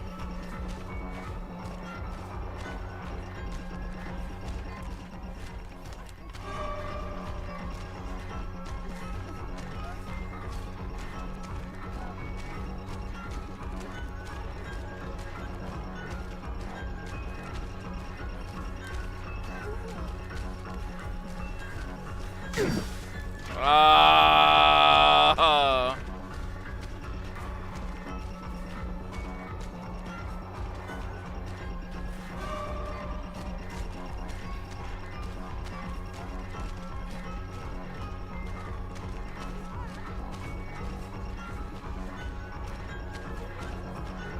Alright, tell you what, I need to set you down.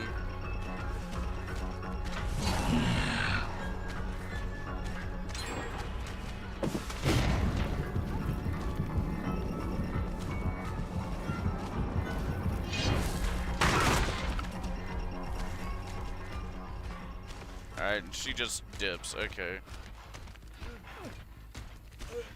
Alright, fine.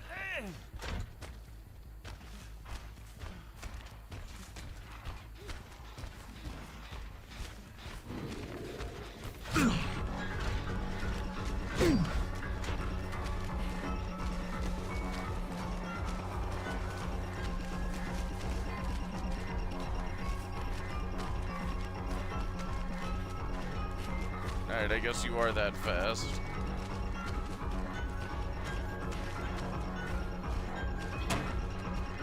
Alright, set you down here.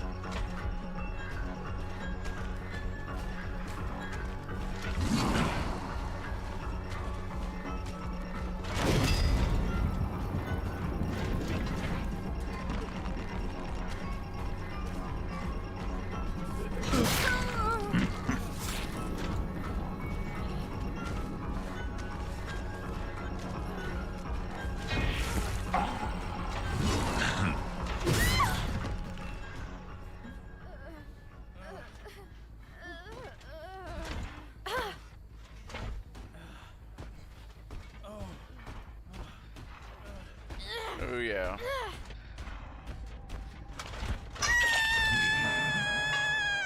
Goodbye. Goodbye. Epic.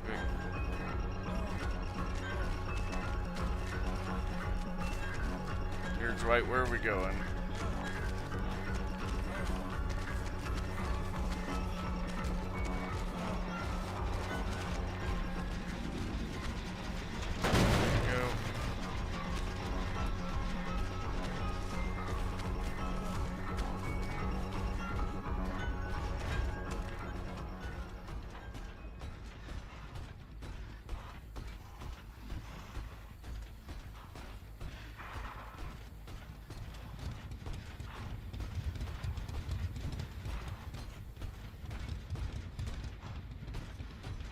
Where the heck did you go? Okay. Around there, let's see. Oh, you went all the way over here, cute.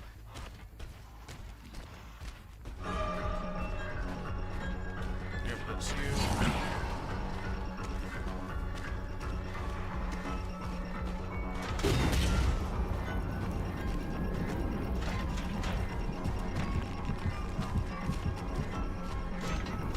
Yep. Well. This back.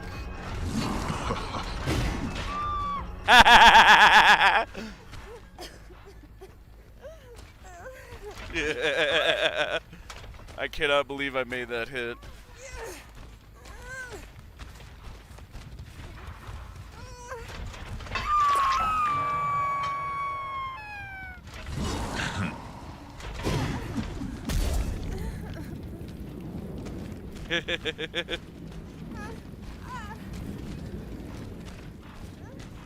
Let's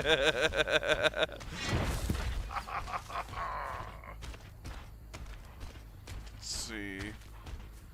Through our doors. That was funny. There we go. Check this far one over here.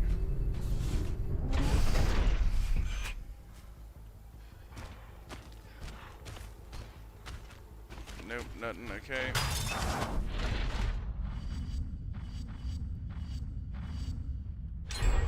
It's oh, okay.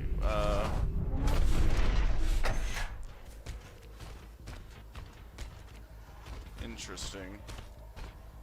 I guess I just didn't hear that gen if it was. Okay.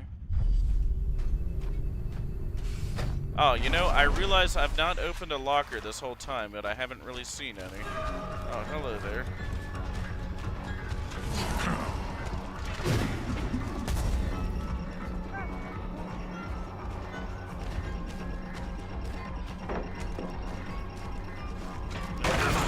faster.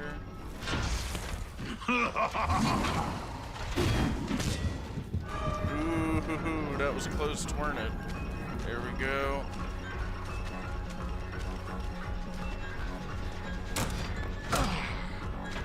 Almost. Oh, Dwight, you quit it.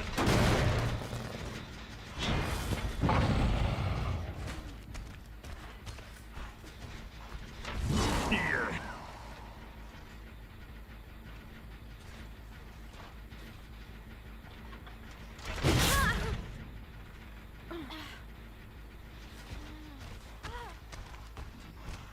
The other one's gonna run this way.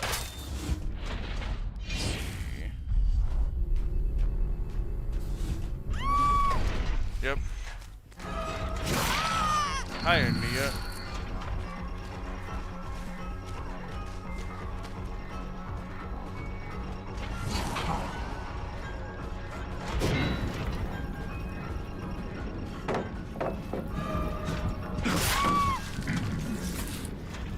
Feel that. Do you feel that? There we go.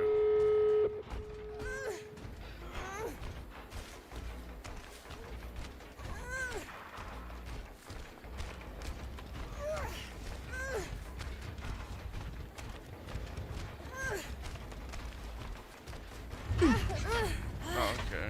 Interesting.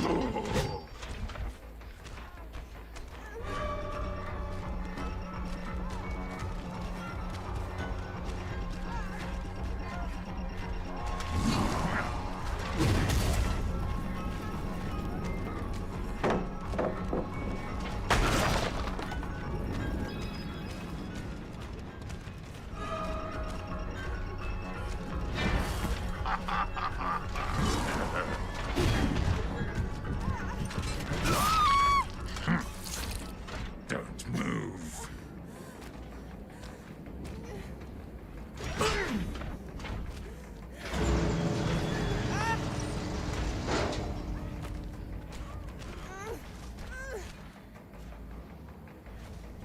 No, this one is mine. You guys can go.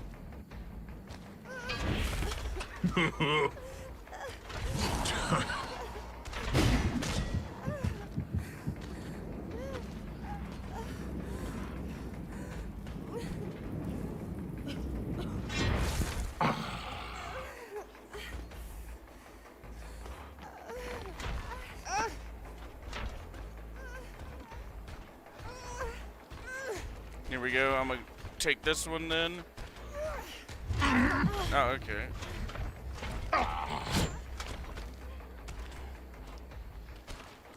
Oh, what?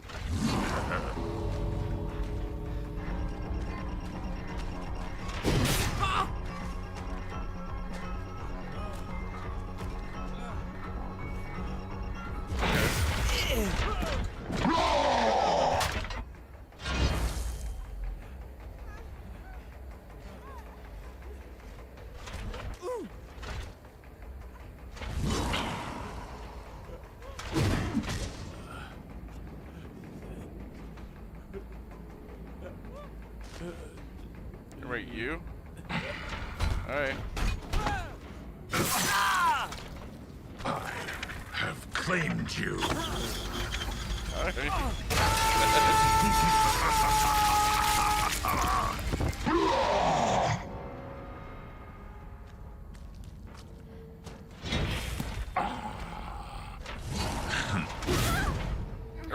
Whoop. My bad. Alright.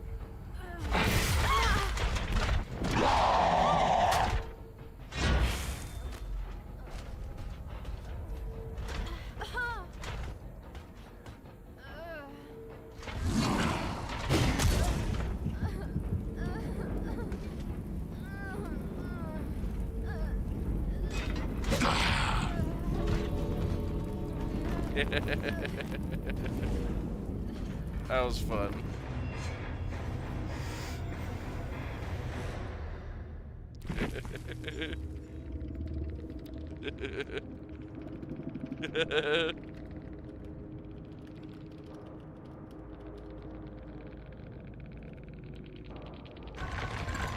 I streamed the whole thing too. Named on YouTube. Live now. If you wanted that match from my perspective. Thanks for the laughs and GG next match. Or good luck next match. There we go. Perfect. Good stuff. Yeah, I was kind of wanting the Nia, but Dwight, I wasn't going to get you, Dwight. I was trying to carry you around to try and see if I could get the Nia. Because I think she was still trying the whole one. You and Nancy were just wanting to see the Moris the whole time. You two's very good. Well played, sweet. Yep. Ditto. Perfect. Yeah, and you and Nancy were just wanting to see, like, his grab animation in the Mori. But I was legitimately trying to get the Nia there. And I almost had her, you guy. Or I did have her. Ugh. Goodness. Dang it. No, you know, that's fine. There we go. We all walked away with fun and blood points. So yeah, now we're up to 160 with him. We'll save it up and wait to get some more. Check stream here. Yeah. What are Yep Gamer 1000? Hey guys. Yep Gamer 1000. Hello, it's Dwight. Darkness Player GG was Nancy. Hey, thank you too. Yeah, that was a super fun one. What is it? Check, make sure I didn't miss anything else you said. I wanted the Afton treatment so bad. Yeah, no, his animations and, the more, yeah, like that, like, it has just been so much fun. And grabbing with him is so super underrated, right? Because, in my opinion, you know, your M1 with just the knife, with any killer, that's not guaranteed, right? And something I want to experiment, I want to hit, and hey, if you two are willing at some point, you know, maybe if not tonight, but some other point, I want Survivor players or to play with me. I want to experiment. If I throw an axe in somebody as Springtrap, but they dead hard immediately after, if I go for the grab, do I still get them, or does dead hard cancel it out?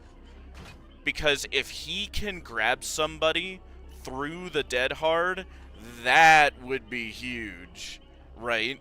Because then you definitely don't want to risk just going for the knife, right? Because someone might have dead hard. But if he can grab you through dead hard, then, oh yeah, grabbing is going to be huge, right? Which is why, you know, I kind of more focus on haste builds. And again, I didn't really use ultimate weapon last match, but this was my build, in case you were curious. And what I'm trying to do is, like, if I get the hit, you know, I vault a window, I block the window, I get faster with Unbound. And if I miss, I just break the pallet faster by the Endo CPU and Brutal Strength. So what I'm going for with him is speed, right?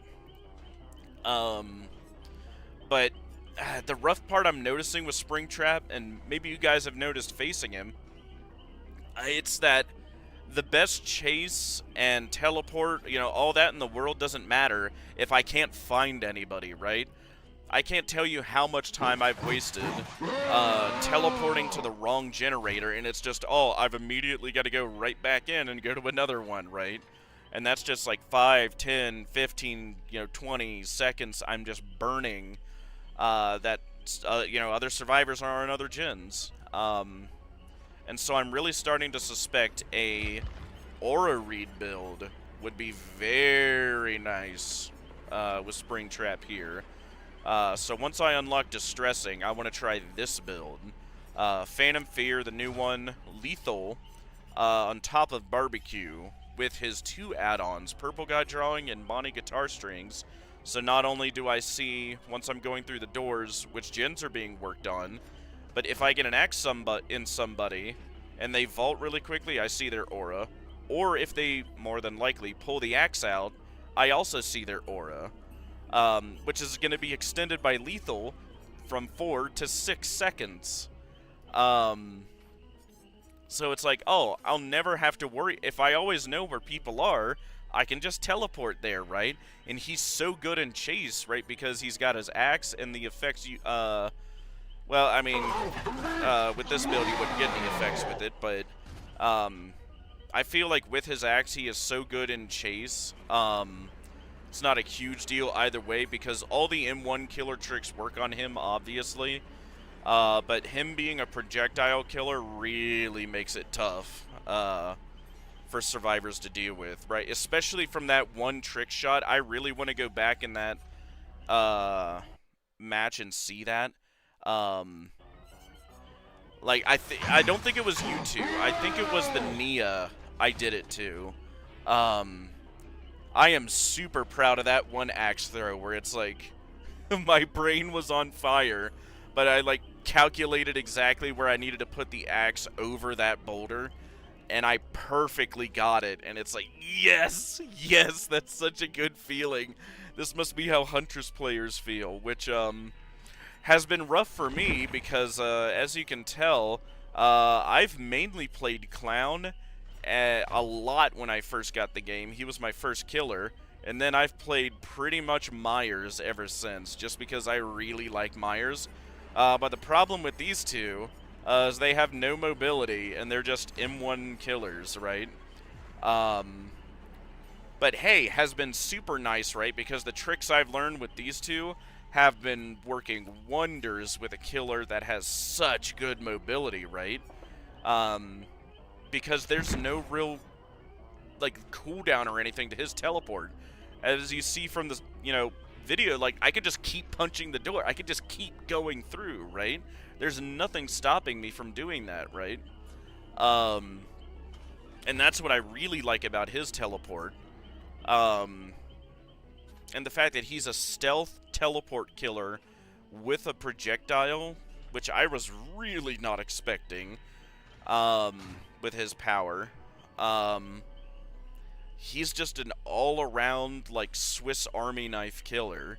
You can kind of make him do anything, right? But, again, with his bio, with the 24-meter tear radius, even though they said in the anniversary livestream, we didn't want to make a pure stealth killer, well, you've clearly made him lean towards stealth with the smaller tear radius.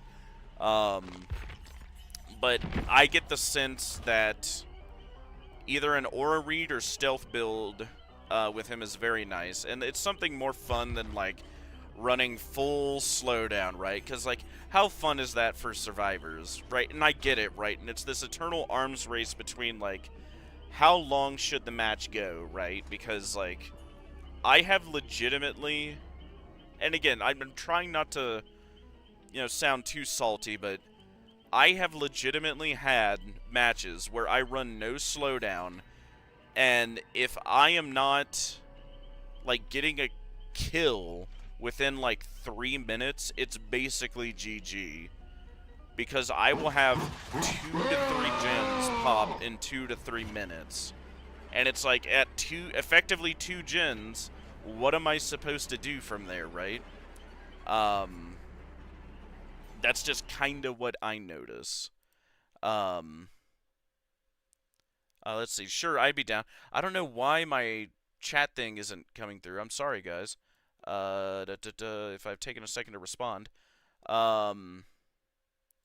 Sure, I'd be down. Yeah, by all means, guys, subscribe and, like, comment on this stream after it comes up. Or, something. I think I've got my Discord in the channel description for my channel. I'm mainly a FNAF theorist, so hey, if you guys like watching FNAF theories, I put out more regularly, and one I did a couple days ago. Camping Gen Hook is really easy. You can just hide in the doors. Um, yeah, and I've heard people bring that up, and it does make logical sense. It's just, God, that feels scummy to do, right? It's like basement Bubba, right? Like if you're doing it seriously, it is like it's like like I can feel like the nastiness from the survivor. It's like like God, it feels bad to like to see a serious basement Bubba is like, don't get me wrong, when it's just someone messing around, it is very funny. But when it's like someone like genuinely sweating as a basement Bubba, it's just, ew, you're taking this seriously. Like, and I get it. It takes, setup to do that, but still, once you kind of do, it's pretty much GG. Um, oh, sweet. I saw a friend request. Thank you. Um, yeah, and if you guys would want to play regularly, or you have a couple other friends or whatever, there's more tests I want to do, right? Like, namely the big one there, which is, you know, if I, as Springtrap, throw an axe into somebody, uh, and they throw dead hard, can I still get the grab, is what I'm really curious about, right? Because if that is the case, it's like, oh, as Springtrap, don't even try for the M1 after the first hit. If you've got the axe in them, don't even try for that. Just go for the grab, right? Because it's like, why risk it? Why risk they throw dead hard after they get hit with the axe, and then you go for the knife, and dead hard is active. You don't get the second hit on them, and they just boogie out of there. But if you grab them, it might nullify that, and it's like, oh, you get it anyways. So a bit of a game, which the trade-off being, like, obviously because of lunging, you have to get, like, close enough to smell their cologne to get the grab, basically. But in exchange, you get the guaranteed grab, is the trade-off, which I would really like if that was a thing, because that kind of makes it a constant calculation and gamble, right? Do you go for the lunge, where you can go out further before they get to the pallet, or do you just wait and try to go for the guaranteed grab, but you might not get it before they get to the pallet or vault or whatever, right? That's what I would love to experiment with him, for one. Oh.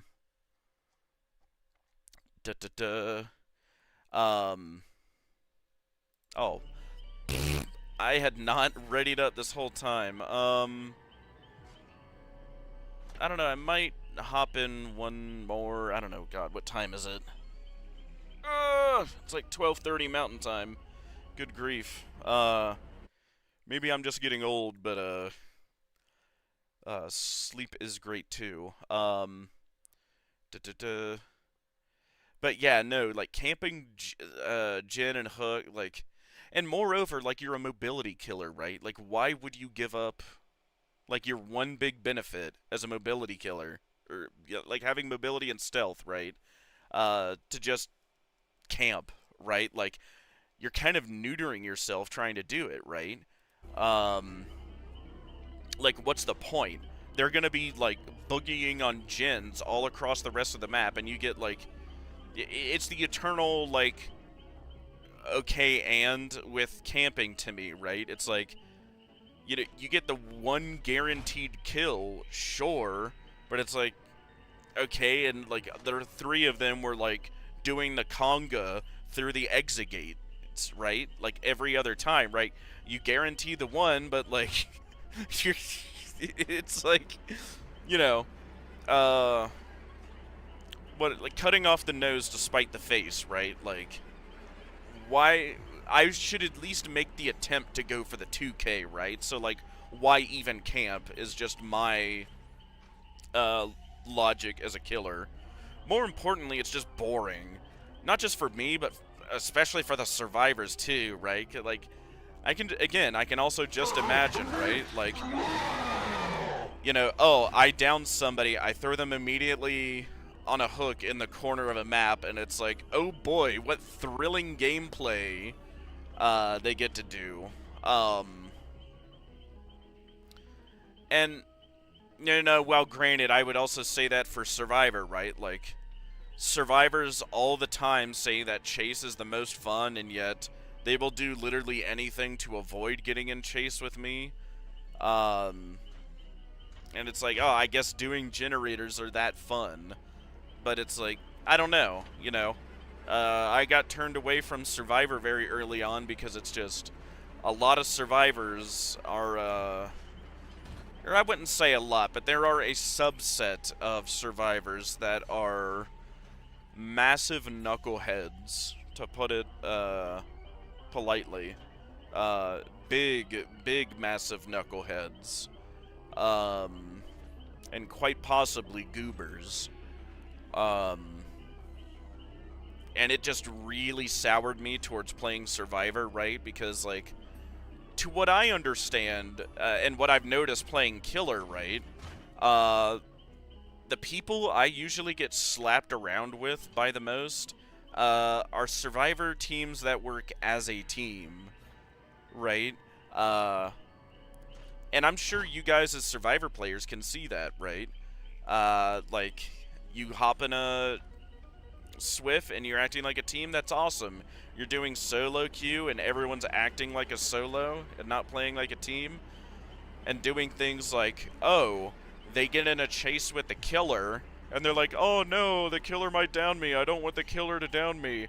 And then they lead them right to you, working on a gen, and it's like, oh, the killer immediately transitions and gives you a whack on the gen, or maybe even just straight grabs you. And it's like, you knucklehead, why did you lead him right to me? That happened more than enough times for me to say, you know what, just out of spite now, I'm going to play and get good at Killer now. Which I've had a blast, don't get me wrong. But it's just, I don't know, I feel like there could be a whole field of study in, psychology on DBD survivors. Yeah, I see it too much. Yeah, you know, and I mean, I get it, right? You know, yeah, not everybody's gonna be an angel, you know, in any online video game, right? You know, I'm old enough to remember that.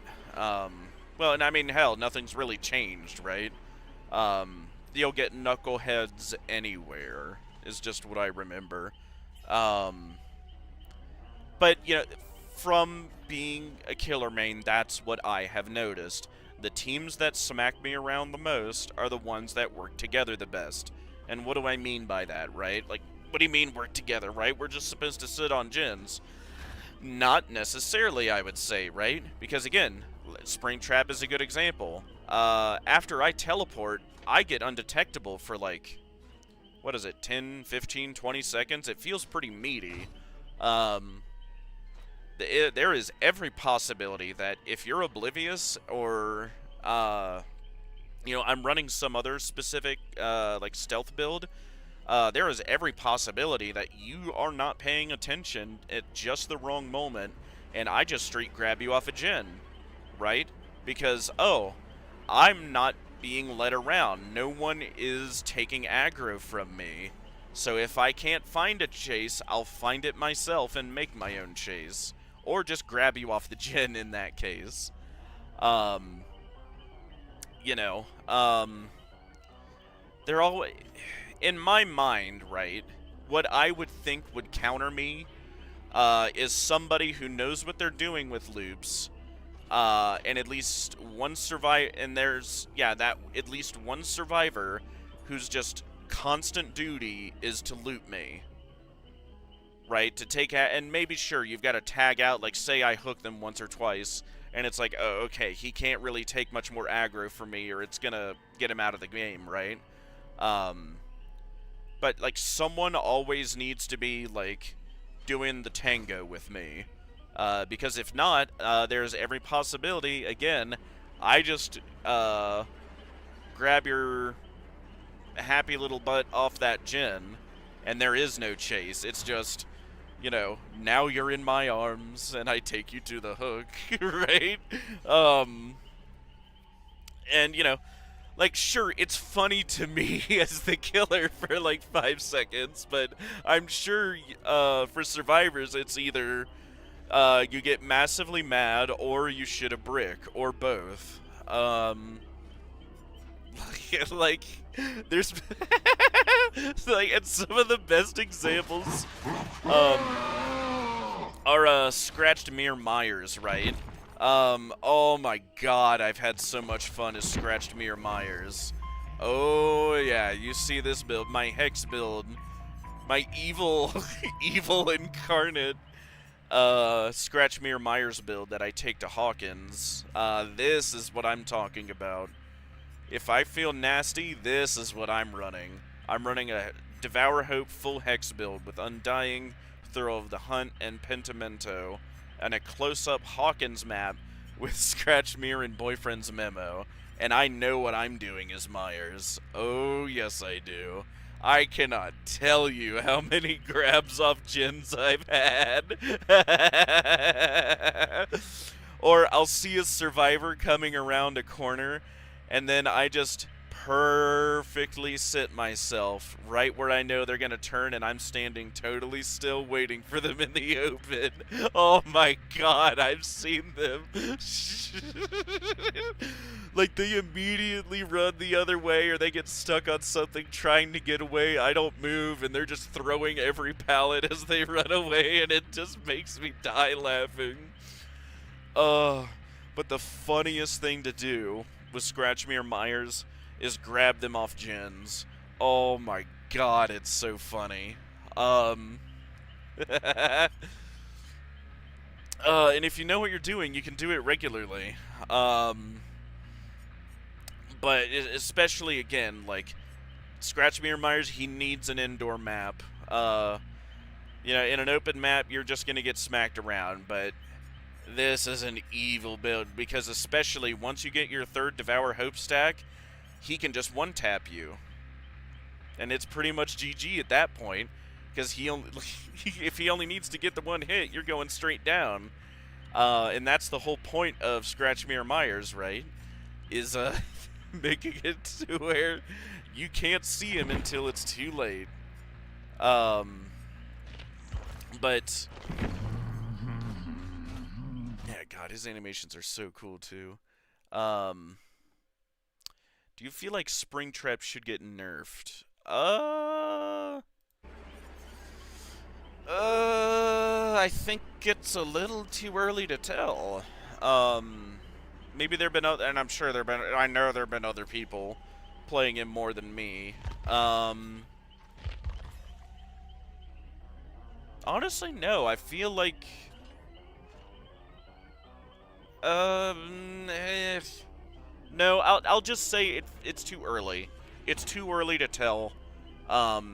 People are still trying to get the depths of his, like, understand his power inside and out, right? Like, I don't even know, like, can his axe be dead hard, right? Overpowered. No, overpowered would be like... Overpowered would be like what I was saying that last match, right? Like, if you go back and watch it. Like, at one point, I'm just like, ugh, this Nia is looping me so bad, like, and poor Dwight, he's just sitting on my shoulder being patient, trying to let me catch her, right? Can I just, like, throw Dwight at her or something? Like, I've got my axe, and I'm used to my axe. It's like, good god, this is annoying. I'm slow. I'm trying to catch you. It would be very funny, but you're actually trying, so now I have to actually try. And it's like, good god, can I just throw Dwight at you? And skip it. But nerfed, or I think he's overpowered. I think it's too early. I did see Starva, the big DBD streamer. He put Springtrap's solidly at B.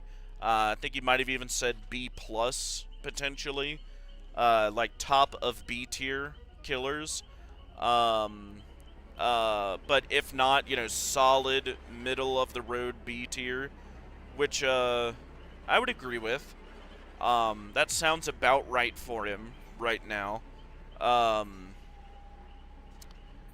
Which, maybe he is rough for like the low to mid tier survivors, but I think why he needs to at least be like mid B tier is so he can at least like stand a chance against like actual top tier competitive survivors, right? Like the ones who could instantly hop in a match and like instantly say like, ah yes, Venus is in retrograde, so we are facing a nemesis running this build, right? Like those survivors. For him to have a chance against those, like he needs to be at least like B, bare minimum. And I think he is good enough to be competitive, but he's not so good to where he's oppressive, right? Like, and you guys saw it last match, right? What was my big problem, right? Like, clearly, like that one, and I will say, I'm gonna brag about that forever. That sick axe throw I got on the Nia, right? If you get a Springtrap that knows what they're doing with the axe, like, it's kind of like Huntress, right? Just minus the range. But the trade-off is that you can almost howitzer arc it, right, over stuff a lot more than Huntress. And you can pull off some sick hits, like I did over that boulder, right? And not only that, with your add-ons and stuff, breaking pallets, doing stuff with vaults, blocking vaults, right? Like, he is very good in chase, and he's got insane map mobility. It's like, okay, so, like, what are you saying, Unnamed? No, like, what's bad about him? Or not bad, but, like, what's his one big negative? Well, if you look at that last match, my problem is that I couldn't regularly find you guys. Like, if I don't know where you are, right, like, how much time am I still even if the teleporting is instant, how much time am I wasting, like, going to, like, this end of the map over here, right? Like, say I started here, and the map is a big rectangle, right? Like, pretend your screen is the map, right? I, as the killer, I start right here, and I know you guys are going to be somewhere over here, right? So I teleport to over here, but oh no, I was wrong. Turns out you were all over here is where you started. And it's like, oh, I guessed wrong. Maybe they're in the mid. I go mid. No. And so it's like, boom, already I wasted time going here, and now I wasted time going here, and maybe eventually by then I'm teleporting here, and then I can get in a chase. But even then, like, what did I just waste right there? Like, 20, 30 seconds, potentially, at the beginning of the match, the most critical part, and I'm not even in chase yet, right? That is the big counter to Springtrap, I guess is what I'm trying to say. Just hide from him. Do literally anything you can to, like, not be found. Not let him know where you are, and not let him know what gens you're working on. Ideally, you're having somebody at looping who's good at looping, taking aggro from him, and just buying you guys as much time as possible to get gens done. Which at the same time, if you guys are hiding a lot, that'll also really help, right? Or both. And I guess you could do one or the other, or both, right? Either take all of his aggro and just loop him forever if you're really confident. Like, if you are a survivor and you're like, like, hey, I've faced plenty of Huntresses in my day. I really feel confident on dodging his projectiles, his axes. and you know, I know what to do with an M1 killer. Besides that, right? If you can do that, awesome. Yeah, buy as much time as you possibly can. Do not let him deal with creeps, because that's another thing I would say, right? Like, how easy is it for me to like say, good God, a situation where like 3 of you are on a gen here, right? I teleport right over here. I stab one of you. I throw my axe in another one of you. I recall the axe, and I'm in a chase with the third person. I throw the axe at them, and then I do the grab animation. So what just happened? I got 2 injuries and a down in one go, right? Like, that is bad. That is very bad. For the survivors, right? That's great for me as the killer, right? And so I guess that's what I would recommend. At all costs, do not group up. Because he's able to just keep the momentum going. You know, injury and getting the axe back fairly quickly, getting those hits in, even if, you know, I get the axe in you and I transition to someone else, that's an injury you've got to go deal with now. That's time you're not on a gen now. And by that time, you even heal yourself. I might have put someone on the hook, and now that's something else you got to deal with, right? Being in a group facing Springtrap is about the worst idea I could think he could do. Yeah, especially if, again, worst case scenario, none of you are paying attention. He teleports to that gen where you're working at. He gets the grab off of it, and immediately it's like, oh, there's a hook we got to deal with right out of the gate. And then, you know, he'll go right into chase with us. Kick the gen, and now the gen's regressing. What is that? Yeah, that's why I like lethal. Yes, I love lethal. And that's what I've got on his build here, right? What is it? Because Phantom Fear, I do like this. His one of his perks he brought in. His other 2 perks feel kind of niche. Haywire and Help Wanted. Help Wanted, like, might be good. I don't know. I don't do the recovery thing fast enough, and ideally you're not letting gens get done all that often. But it is 60 seconds long, so it is worth considering. And Haywire, you know, seems like it's like specific to like niche in-game builds. But it could be very powerful with those in-game builds, I will say, though, in concert with other perks. But with this Aura Read build, why I chose lethal, like you said, is Phantom Fear, right? The only thing, even though this isn't maxed out, the only difference is the cooldown. It's not 60 seconds. But yeah, when a survivor within your terror radius looks at you, they scream, and you see their aura for 2 seconds. But with lethal, I see all of you in the beginning for 7, and on top of that, any time a survivor's aura is shown for a period of time, it's increased by 2 seconds. So not only do I see where you all are in the beginning, every time I see an aura with Phantom Fear, now it's double the length. It's 4 seconds, right? That is huge. Now, granted, his terror radius isn't big, which is why I want to throw Distressing on here as well, and also Barbecue, right? Which Barbecue and Lethal go good together too, right? Because now that's 7 seconds instead of 5.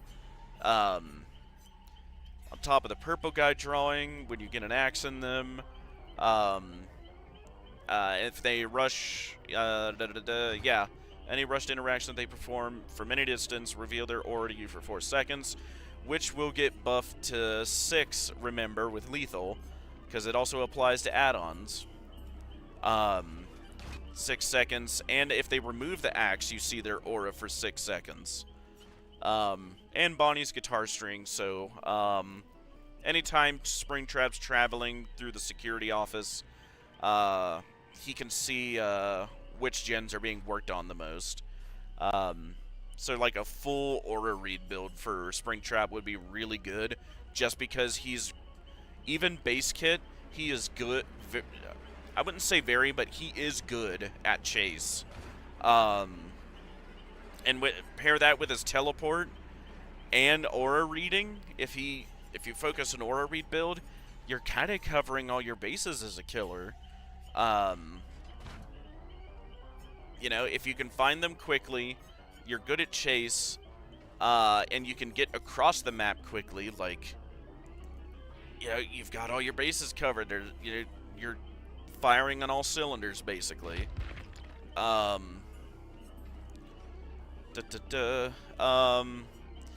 yeah, it's something more fun than this here. Like a full slowdown build, right? Because how fun is this for you? Thank you. How fun is this for you guys as survivors, right? Running into this, a full slowdown build. Like, oh, corrupt intervention, right? Obviously. Surge, obviously. Pop goes, obviously. And what was slept on for the longest time, Dying Light. I have no idea why apparently so many killers slept on this perk for so long. Yeah, if the Obsession is alive, all survivors who are not the Obsession get a 3% penalty repair for each token, and there's no limit to it, right? Every time you hook a survivor other than the Obsession, which is really easy. So think about that. At 5 hooks, that's 15% slowdown, like base, right? And not just repairing gens, but healing. And saboing as well, but repair and healing, 15% slower at 5 hooks. Base. That is bonker. And again, you pair that with like Pop Goes, and Surge, it's like, it takes the guys quite a while to get a gen done. On top of, you know, corrupt intervention in the beginning, you might have to play musical gens to find a gen you can work on in the first place. And you'll probably just run into the killer. But I know this is super boring for survivors to deal with, but it's like, this is the build I run when I get mad. And it's like, okay, I'm tired of gens getting, like, thrown in my face. And it's like, oh, 3 gens popped in 3 minutes. That's basically GG. And it's like, oh, that's what I'll do.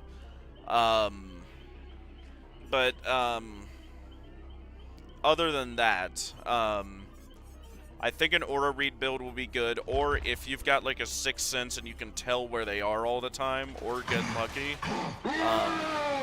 this will be very good as a chase build. I did have, instead of ultimate weapon here, I did have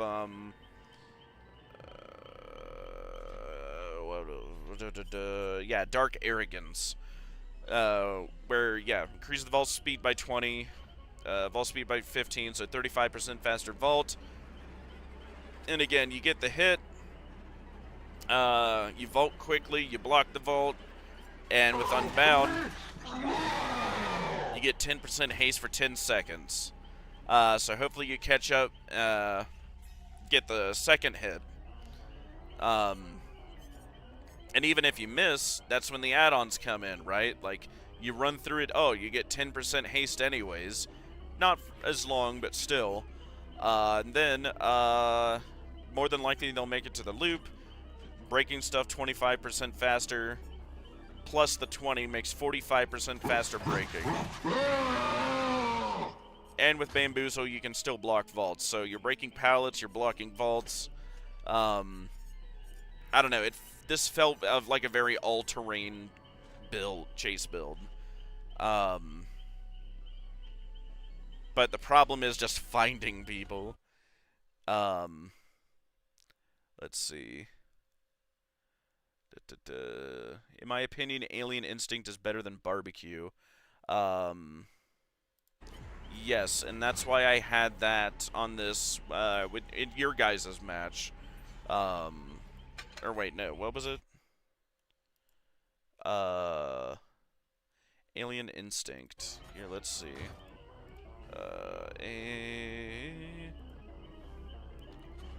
Alien Instinct. Protective aim when you hook a survivor. You see the aura of the furthest injured survivor for 8 seconds, and that survivor's oblivious for 60.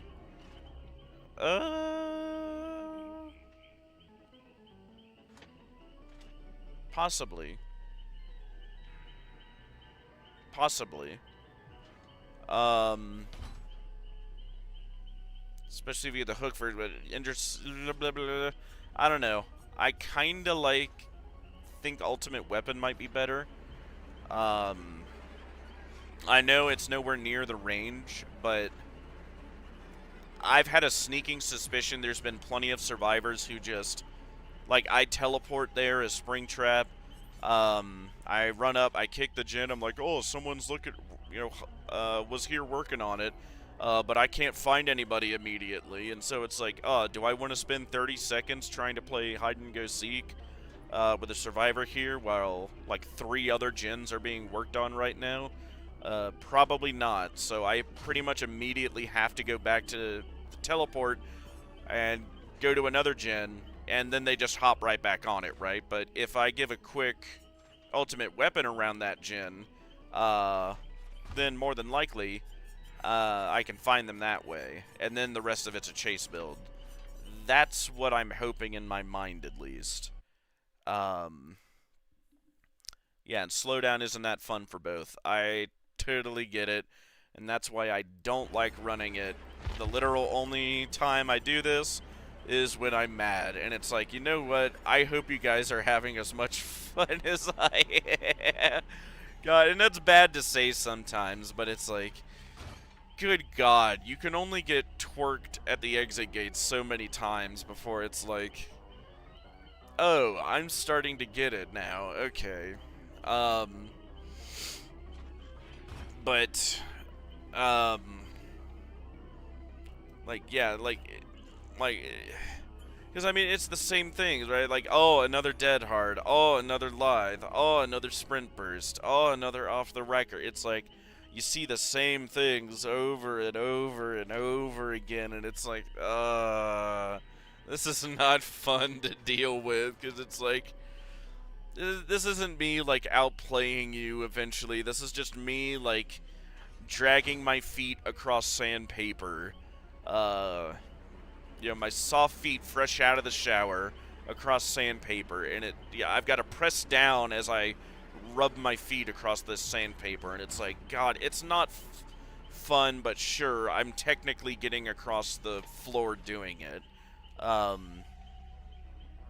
And I'm sure that's how this build feels for survivors, too. Like, the second they see Corrupt Intervention hit in the beginning, it's like, here we go again. I'm sure. But I don't know, I guess that's just what I'm saying. Like, that's a two-way street. It's like, that's how I feel, like, like, Dead Hard doesn't make me as mad as it used to. Especially now that I know when to look for the, when they hit it. But it's the off-the-records, the lives, the sprint bursts. It's like, okay, what am I supposed to do now? Right, especially if you're a killer that's not Springtrap, right? And you're like, yeah, Myers, like I've been playing a lot of, right? He has no ranged attack. If someone sprint bursts from me, what am I supposed to do? Like, oh, I've just got to just shimmy and shake my way all the way over, and it's probably going to double the length of my chase. And it's through, like, and there's nothing I can do to counter it. And it's just like, there are boring perks both sides can run, but that's kind of the problem, right? Is the most boring stuff is usually the most effective. And, you know, like, that's why people say, like, what is it, gen rushing is technically the most effective thing for survivors to do, right? Tunneling, camping, or not so much camping, but tunneling is the most effective thing for a killer to do. But it's boring, right? And that's why almost no killers do it. At least not intentionally, right? Like, yeah, like, I've had a couple games to where it's like, you just happen to be who I keep running into, and none of your buddies want to take aggro away from you. Like, sure, or you're throwing yourself in my face, right? Like, I'm not just gonna let you, twerk in front of me, and not take a hit, right? But like, I don't know. I guess I agree with what you're saying. It just goes both ways, I guess, is just what I'm reiterating. Um, there are boring builds and play styles both sides can have. Um, just know for every killer running a full slowdown like this that you don't like, it's a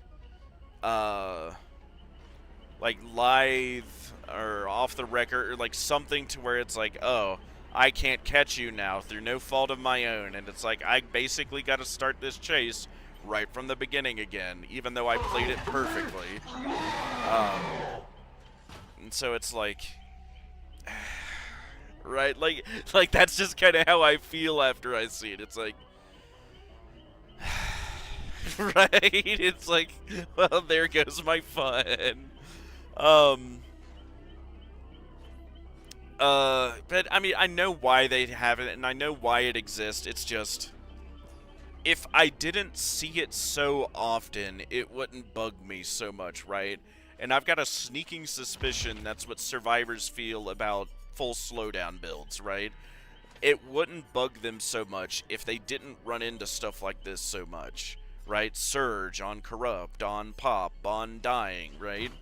It's like, oh, it takes me 20 years to get a gen done. Or, if I really want to be a turd, we can do what I've discovered recently, right? Which is the, Evil Trapper build, right? With the Devour Hex build, with the, Bloody Coil, and... which is it? Not that one. Yes, Honing Stone. This is a straight evil build with Trapper, right? One of the worst killers in the game becomes an absolute nightmare. Yeah,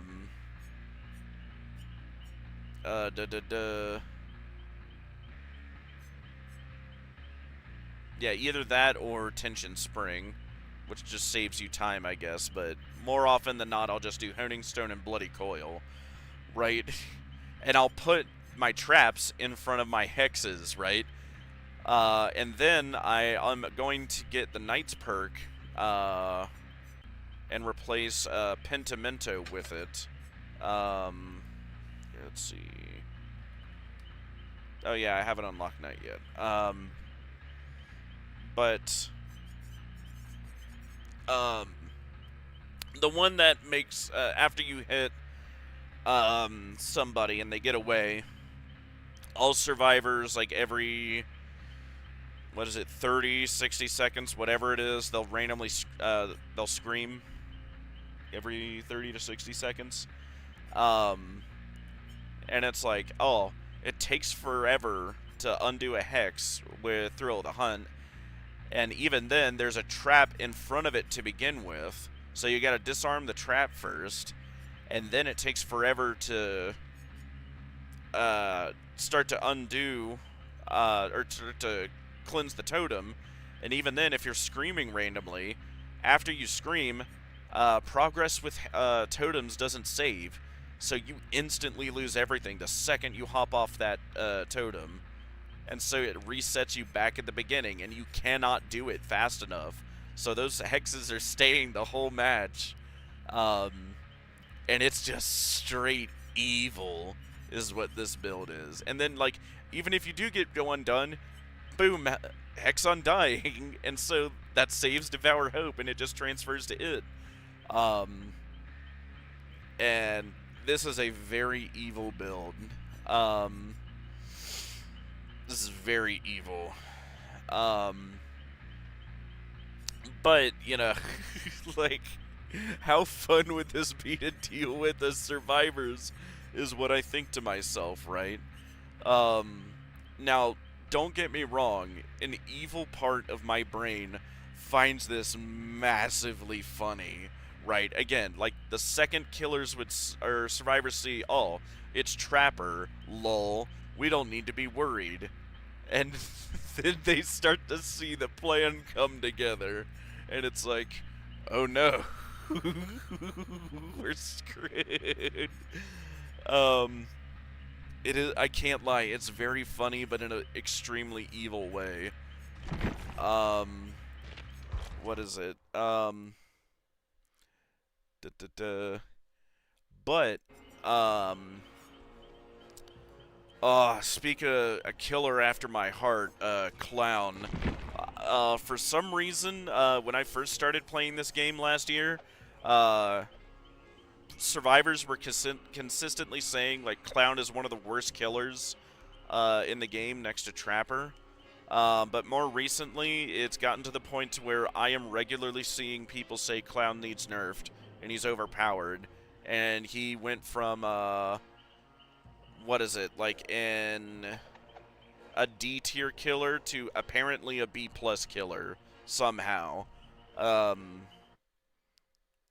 don't know if there's just been a stream of, like, really good Clown players. Not fun at all. Yeah, no. But this is what I was running with Clown, right? This is one of the fun builds I have. Not necessarily good, but fun. Pure haste build. 3% more invigoration from the cheap gin. 2 from sticky soda. Makes 5. That makes, 15%. So 15% faster. After a hit makes 20. Vault after that makes 30. If you've got your whiff stacks with 15, that makes 45% faster.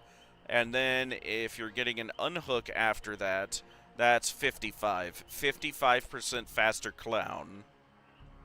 Sure, it might only be for 10 seconds in that extremely rare scenario, but do you want to see 150% speed Clown?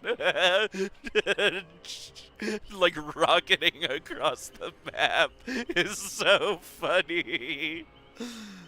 I sent you a funny message over Discord. Awesome, thank you.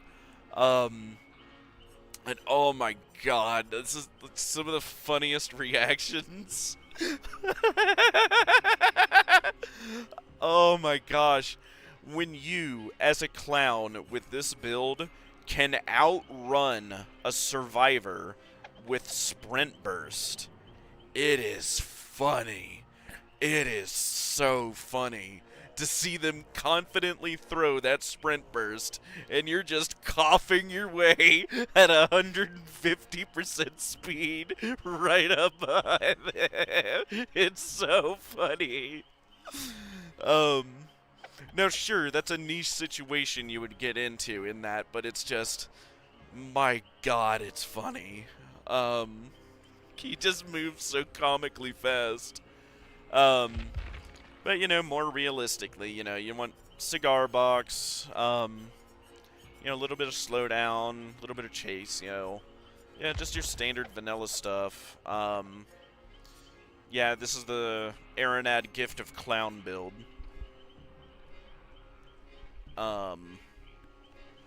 With, Scourge Hook, Gift of Pain, and what is it, with the Quiff, Surge, and Dying, that makes this the Gift of Clown build with his cigar box and ether. That makes Clown very rough to deal with. Because the problem with Clown is the exact opposite of Springtrap, right? Or no, Springtrap's good, at least good in chase. Clown is probably the best chase killer in the game. And that might sound insane, but his ability, if you get a 1,000 IQ Clown player, he can, like, delete loops. And Aranad has that, like, 200-page guide proving that, right? How much you can galaxy brain a loop as Clown. But that's the fun part of him, right? Is that you can just completely mind game a survivor as him. or, you know, Myers, you know, like, what do I run with him, right? It's going to typically be, when I am trying to, play seriously, like, I know a lot of people hate it, but, Infinite Tombstone, I've had luck with. Hey, Kingstar Thunder, thank you for hopping in. We're just kind of chit-chatting a little bit here. I might do one more game. My brain is getting tired. But I might do one more. You know what? Actually, yeah. For you guys, since 6 of you are watching, thank you guys, by the way. We'll go ahead and fire this up. I'll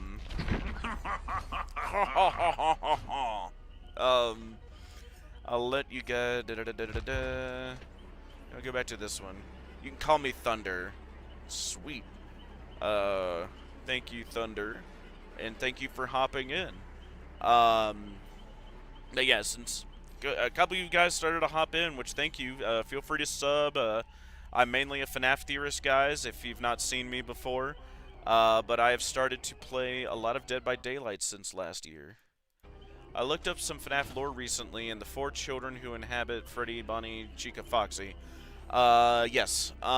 Which, funnily enough, speaking of, with the add-ons, we now know Gabriel for sure was the one who ended up in Freddy, which is neat.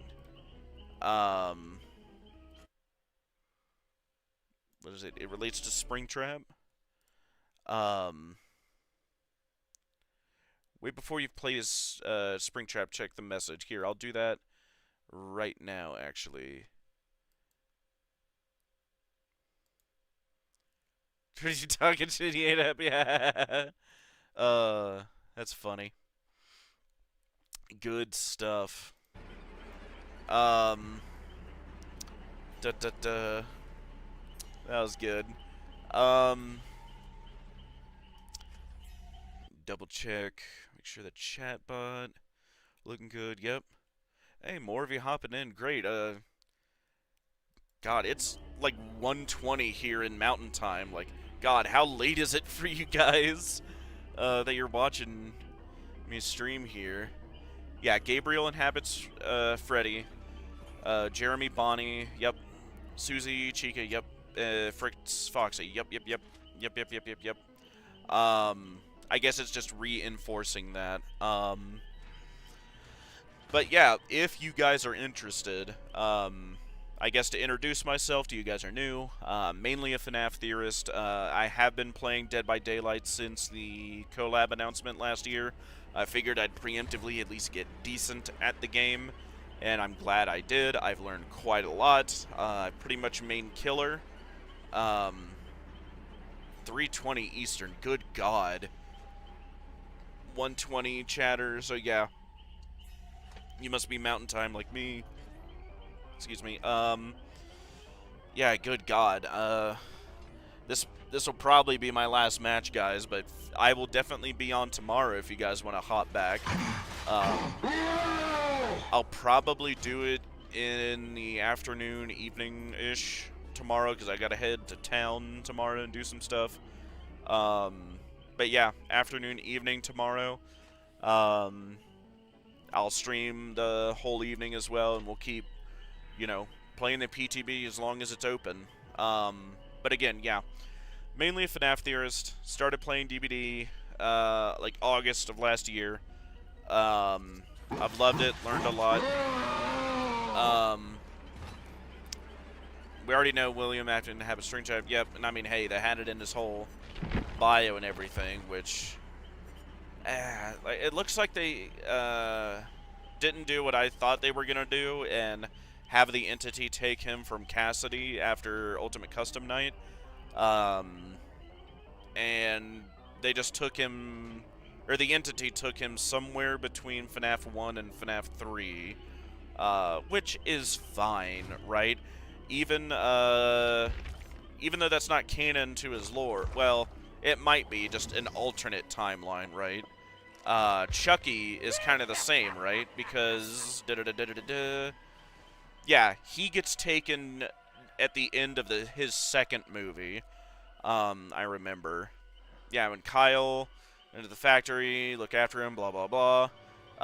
That's when they go to the factory in the end of the second movie, and he gets taken from there, right? Which obviously doesn't happen in his movie, but it's a branch off of his canon, is how it was kind of couched, right? And so now I'm going with the assumption that Springtrap is the same, right? It is a branch off of what happened. That while he was sitting for 30 years in the safe room, that's when the entity grabbed him. Me. I also liked an interactive horror story on there called A Visit to Fazbear Fright. I will have to check out that one. I've been reading more of the books. Good God, it's a long list to go through, and I'm kind of cheating doing audiobooks as well, but it's just, God, it's a lot to read. And it's just taking me a while, but thankfully, to my credit, you know, I can kind of have other FNAF tubers and theorists kind of point me in the right direction as far as like me finding a specific set of information, or thankfully others have like quoted their sources for other claims enough to where it's like, oh, I know what story I've got to go to read to get that specific piece of information about, right? You know, Mr. Nightmare originally made it. I'll have to check that out for sure. But thankfully, you know, with the theories I've made, it's been more about the modern era of FNAF, you know, I guess the more Steel Wool era. You know, partially because, you know, especially now that a lot of people don't seem to like to talk about it, but it seems like FNAF was soft rebooted when Steel Wool took over, right? With their Help Wanted game and everything after that. Like, the rogue indie developer made all these wacky games, and the first, you know, 6 games are now, like, canon as, like, video games in this new, you know, era of FNAF. And while that something along those lines probably happened, we don't know for sure, and that's how they can soft reboot without having to just completely start from scratch again, which honestly I think was about as good as they could have done that, right? Because there were a lot of arguments for years about, like, should they just hard reboot FNAF, or should they do a soft reboot, or just keep trying to stretch the lore. And I think they made the right call with the soft reboot. Because it kind of maintains that air of mystery, right? I think my favorite FNAF character is Golden Freddy. Yeah. Know a lot of people like him. What is it? Always, you know, has been there since the very beginning. Always been very mysterious, and heck, to this day, I've got other theories, but I'm still trying to, like, find somebody who will give me a solid answer on, and hey, maybe you guys in chat know more than me, which, fair enough. Is the one you should not have killed a separate character from the Vengeful Spirit, or are they 2 names for the same character? Because that's not been made clear to me. And I don't know if that's just an obvious thing, and I've not seen it, but it's something everybody else knows and just doesn't talk about. But are those 2 the same character? Or are they 2 different characters? The one you should not have killed and the Vengeful Spirit. 2 names for the same character. That's what I was thinking, but I was kinda hoping it wasn't. Because that kinda leans into, what is it? If you're curious, I did a recent theory on, the Nightmare-own plushies in Security Breach, in the Security Breach era of games. With Ruin as well now, and I guess Help Wanted 2 as well. Which, hey, if you want to see that theory, awesome. But I guess as a primer, I'll turn that question to you. What do you think they are? Why do you think they're there? All these Nightmare Young plushies we see all over the world. In places they shouldn't be. Like, namely, under the Pizzaplex. That was locked behind a door, but whatever. The Vengeful... Hang on. The Vengeful is called the same as the one you should not have killed. I need to see where that was said or made clear, because I have not seen that. I just need something solid I can rest my laurels on. The Vengeful Spirit and the one you should not have killed being the same character. I need to find where that is. I wonder about the other characters, like the Mirion and Balloon Boy. Unfortunately, it's looking like Balloon Boy was very early in the timeline as well, because... And people have pointed out for years, right? He never seemed to fit in with the other FNAF 2 animatronics, right? Like, a humanoid Balloon Boy, he seems like he'd fit in at a circus, or, dare I say, and say it with me, chat, carnival, right? Uh-oh, that's not, like, could you not see Balloon Boy right next to Carney? You know? It's like... Balloon Boy might be very old, unfortunately. So we might see him here in Secret of the Mimic, funnily enough.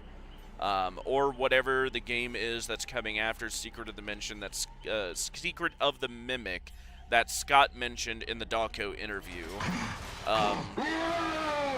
Which people have speculated, yeah, is either going to be the Fall Fest game, or I've also heard people speculate and rumors about Security Breach 2, supposedly.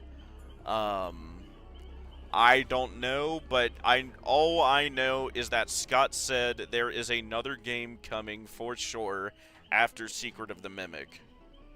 We know literally nothing about it, though, other than it exists and is coming.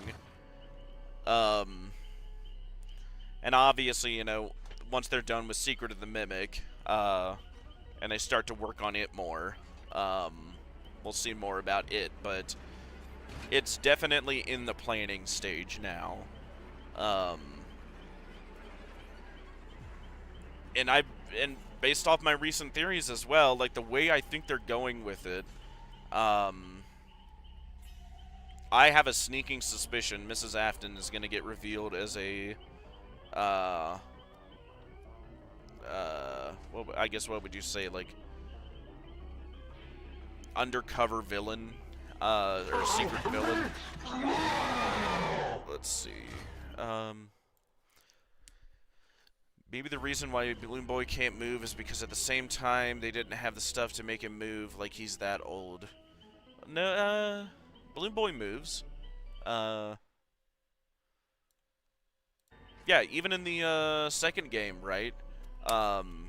Scott himself even made that little running animation for him, right? Like, after you'd put the mask on, you'd see him scurry away after he'd do the hello, and, like, make it through the vents, and he'd just, you know, sprint through your office and back out again. So clearly Balloon Boy can move. I guess just the one with his arms outstretched with the balloon in his hand is just his default T-pose, I guess. But yes, that is the reason. I did a two-part, actually, Afton family video theory. Kind of just going over the Afton family as a retrospective, but eventually getting to the point to where I make the argument that both Michael survived the FNAF 6 fire, and Mrs. Afton is making a return. And mind you, I also made a theory about how a Circus Baby, not Elizabeth, not Scrap Baby, but Circus Baby specifically, survived the FNAF 6 fire. namely because we see it happen in sister location, but whatever. If you guys want to see those theories, I've made theories on all that. Yeah, Balloon Boy does say hello. Never mind, it's Balloon Boy that does that child laugh. Yep. Yeah, that's a Balloon Boy that does that. The hello, you know. As he's in the event about to pop out. Hey! We found a match. Perfect. Sorry you guys had to sit through my 5 nights of yapping. Ha ha ha.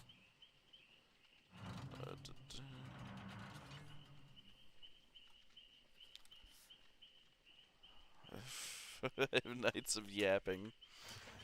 Gotta go by. Oh, thank you for hopping in, King Thunder. It's a shame we're just about to get in a match here, it looks like, and this will probably be the last one I do, guys, but hopefully we can make this one a good one.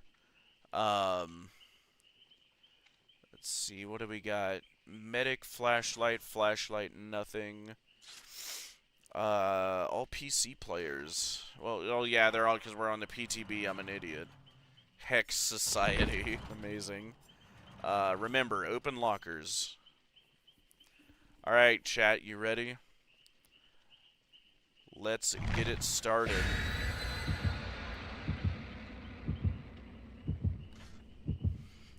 Alright, let's see if I can catch my brain on fire one last time. Ooh, bloody party streamers, yay. On top of my survivor pudding, extra yay.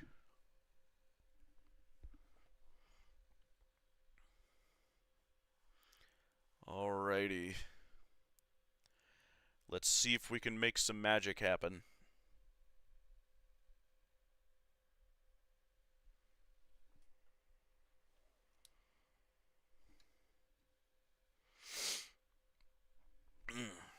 Oh yeah, I'm gonna make this smaller real quick. Feel free to chat. I've got my window pulled up. Gideon, okay, good. Alright, blah blah blah blah blah. Immediately, we need to get Boogie in. Alright, there's our door. We're gonna want to go that way. Punch this. Undetectable. Check number 3. Oh yeah. We have a winner.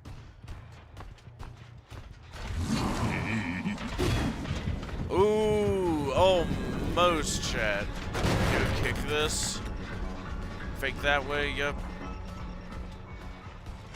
Get the axe back.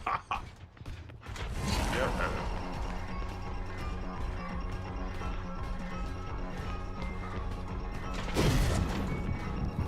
Yep. Better drop that, yep.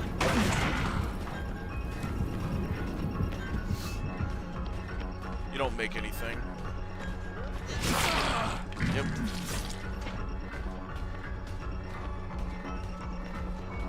Let's see. Get our X back. Yep. Big. Grab you. Up you go. Good thing you were right at a hook. Good.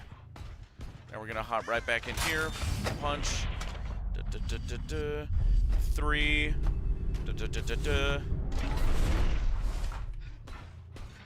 No, nothing. Gonna want to right back in. Let's check 6. Pickle sauce. Nothing here. God, some of these door spawns are so goofy. 3. Indecisive. Oh, good. 2 gens. Nice. You see, God, I really need aura reading. Alright, no, I really need to open a locker is what I need to do. Let's see here. Ah, there we go. What are you doing over here?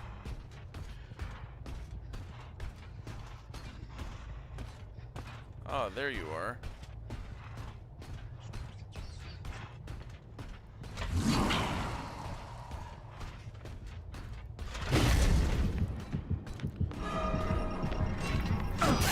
Yep, got the hit. Foxy's hook came in clutch there. We're not going to grab our axe yet because we went with the speed. He's going to keep going. He's going to go up the stairs. Get our axe back. He's going to drop this. No, he's not. Do this here. Yep, we're going to break. Get our axe back.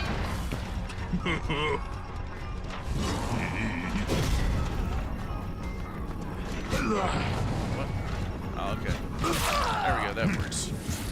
X Society. Go grab you. Look up. Yep. No, I'm not that kind of killer. You're gonna have to do better than that. Oh, come on. Society, come on. A hook, you live in one. Up you go. Grab our axe back. Yep, he's gonna go down here. There you don't. Come here. Got the lick. Now we're gonna jump out the window. That's Bigley. And of course another gen got popped. We have no slowdown. Oh, yep. You had nowhere to go. Oh no, I blocked that. Now we're gonna grab you. Yum, yum, yum, yum, yum. Gorbs, this is gonna be your second hook. Oh wow, another gen went out. I took more than 5 seconds to get a chase done. I must be playing so badly. Da, da, da. Here we go. Up you go. 2 on the hook. Oh no, we just got chin jockeys. That's why. Yep, and you're right here. Nope.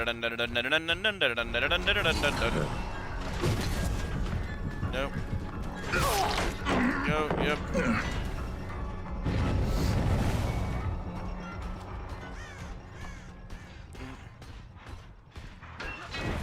Oh, nice try.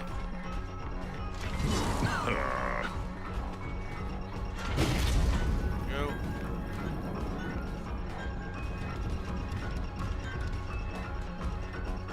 Go through here. Yep. She thought she was going somewhere. She was not.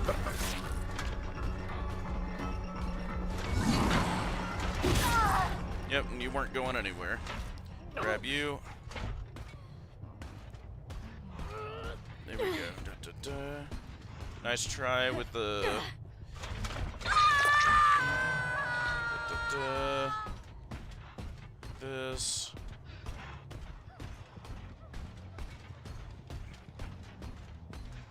That gen's got nothing.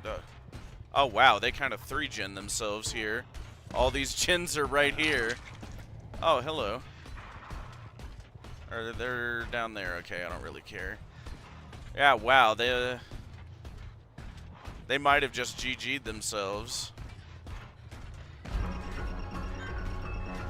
That's big rough. Oh, now we can see.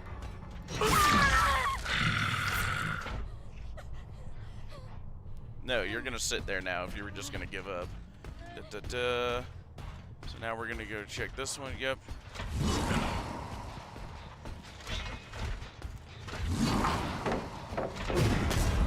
Nope. We're gonna break this guy. We're gonna kick this guy. We're gonna head right back through this way. Nothing right here. We're gonna get our axe back. Check this. Yep.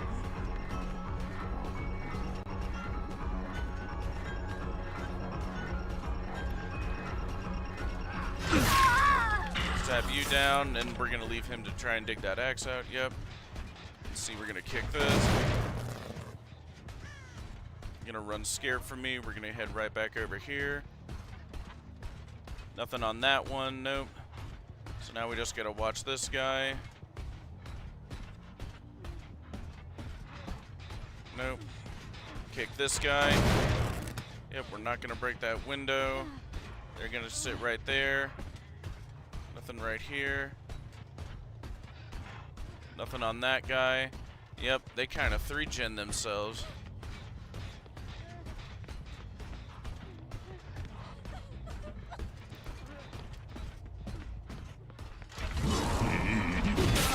Beautiful Bigley.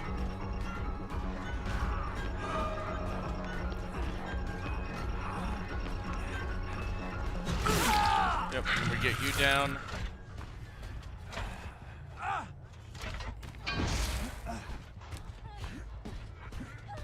Now we'll make you a problem they gotta deal with.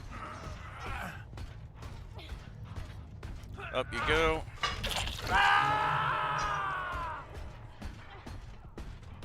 Nothing there.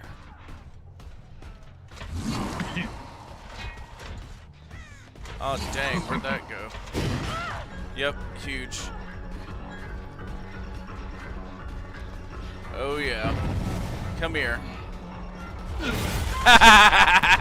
Gotcha! Yep. Rower XD. I'll be right with you. Up you go. You will see. You will see. You'll all see.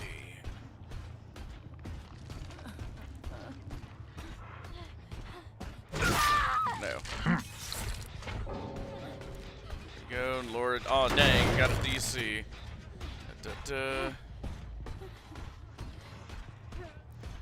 I mean, hey guys, I didn't choose what order you did the gens. That was all you guys. This. Do not get mad at me. I can't choose what gens you guys do.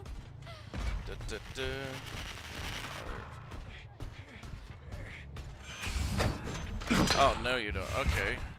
Alright, we're gonna go right in here. Roar!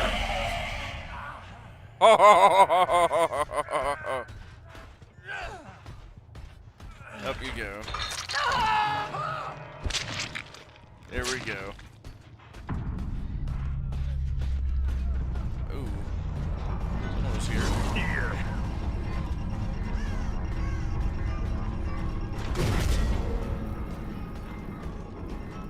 Let's see if we can down her real quick. Oh wow, she had dead heart. Well, I mean, hey, if she's gonna DC over a match she doesn't like, yeah, she would be a dead heart gamer, I suppose. Alright, so we're just gonna leave you. I'm not interested in zoning out the bot.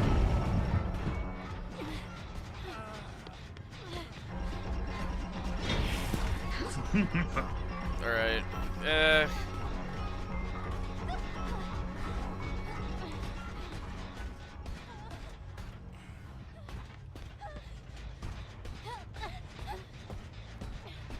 Where is he?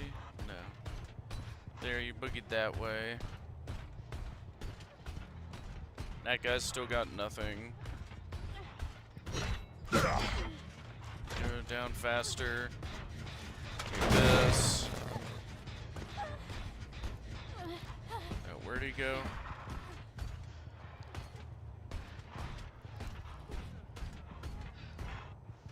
Oh, there you are. Oh, lol.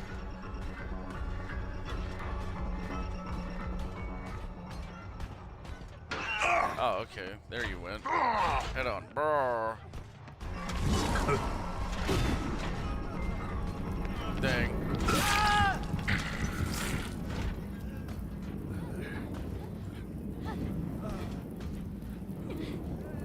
There.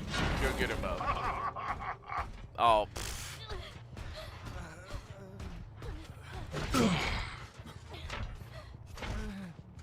Here we go. If he's just gonna do that, then. Like, why do they do that? They do a gen, or do gens in a certain order, and then they're getting, like, acting like they're mad at me. Like, oh, I'm sorry I did the gens in a wrong order as the killer, right? Like, I had all the choice in what order you guys did them in, I guess.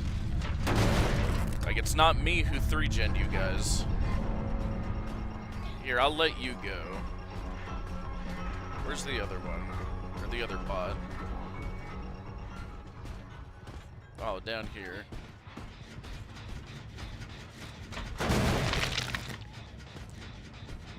Ah, there we go. Alright, let's go ahead and get this bot gone. Oh, cute. And she... Hey there. Oh, and of course. Oh, and I guess didn't we answer that question earlier with apparently, yes, you can. Beautiful. Grab someone through a dead hard. which is huge to know. Up you go. Up you go.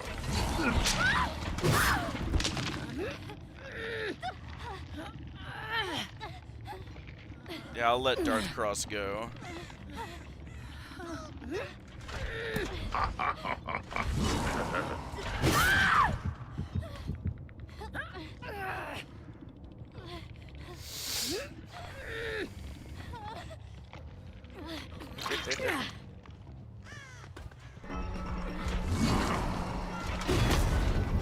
Oh, yep, I whiffed that.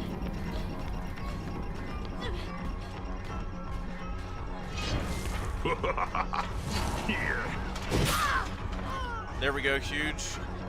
We can check this. Oh, crap, I thought I could get that. I want to do a test to reconfirm it, but I'm pretty sure you can grab the axe through it dead hard, which is huge.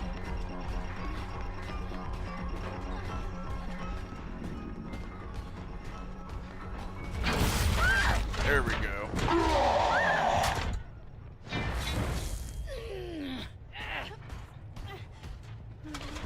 There we go.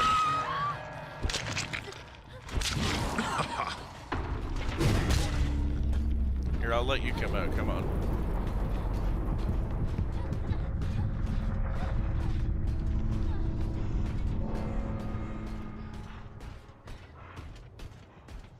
Here, let's get these gates open for you.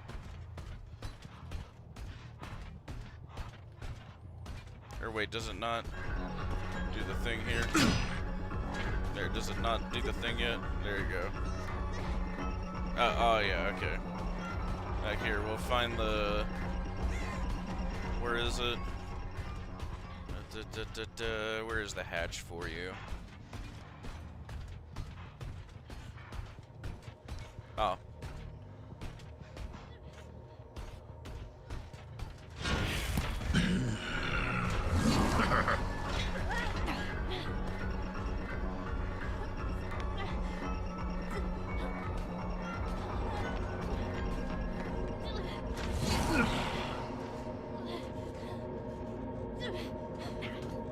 Here we go. GG's. That was fun though. Was fun. Sorry about the DCs. GG and Geo match. I have it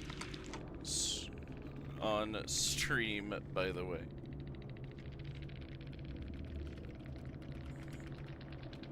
Hard on YouTube. Perfect. Yeah. Sweet. Yeah, I don't know why they do that. Perfect. Let's go back to this here. Let's see what you guys say. If you win this match, I'll make a render of a highlight from this match. I mean, hey, thank you. That'd be cool. Really, just chat. Can you like help me explain to me like, was I wrong there, or like what happened there, right? Like, 'cause like I'm the killer. Like I can't really decide what order they do gens, right? So like when they 3-gen themselves, and you know, then they have to take a hook and they DC over it. Like am I to blame, or did like you guys just rush gen so fast, like you kind of shot yourselves in the foot? Like is that my fault, or like I don't know, what was I supposed to do there? I let the last one go because I don't know. Yeah, I kind of realized the situation she was in. The others were DCing, and it's like, yeah, okay, I get it. It's pretty much GG at that point, and that's kind of lame to like drag you through that. So I'll just let you get the out. But yeah, like explain that to like, was that them just getting mad that they 3-gen themselves, or did I do something mean? So I'm trying not to play as a butt. We did get a little bit of ultimate weapon value when I think to use it, but thankfully I didn't need it too awful much that past match. And hey, we're getting pretty good on blood points as well. So honestly, yeah, I'm really starting to like his power. I'm getting better at the axe throws. And on a like God, I really like that one from when I was in a backwater swamp. That was a sick axe throw over that boulder. But yeah, no, I think that might be. Oh, hey, I see the other one you sent me, Chatter. Very cool. Um, looks like he's on stage with the lighting. Um, but yeah, no, it is super late. I will do this tomorrow, so any of you guys watching, feel free to subscribe and be ready tomorrow. I'll probably set the stream up like an hour or two before I do it. Then we can just do this tomorrow afternoon. Um, but yeah, I think I'll end it there. I need to get some sleep. You all have a good night and take care.